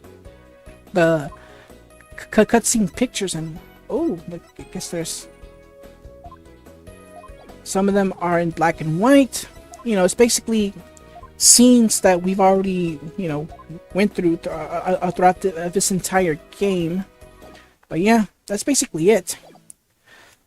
Alright, anyways, thank you for tuning in on this episode, on this finale of Phoenix Wright Ace Attorney Dual Destinies.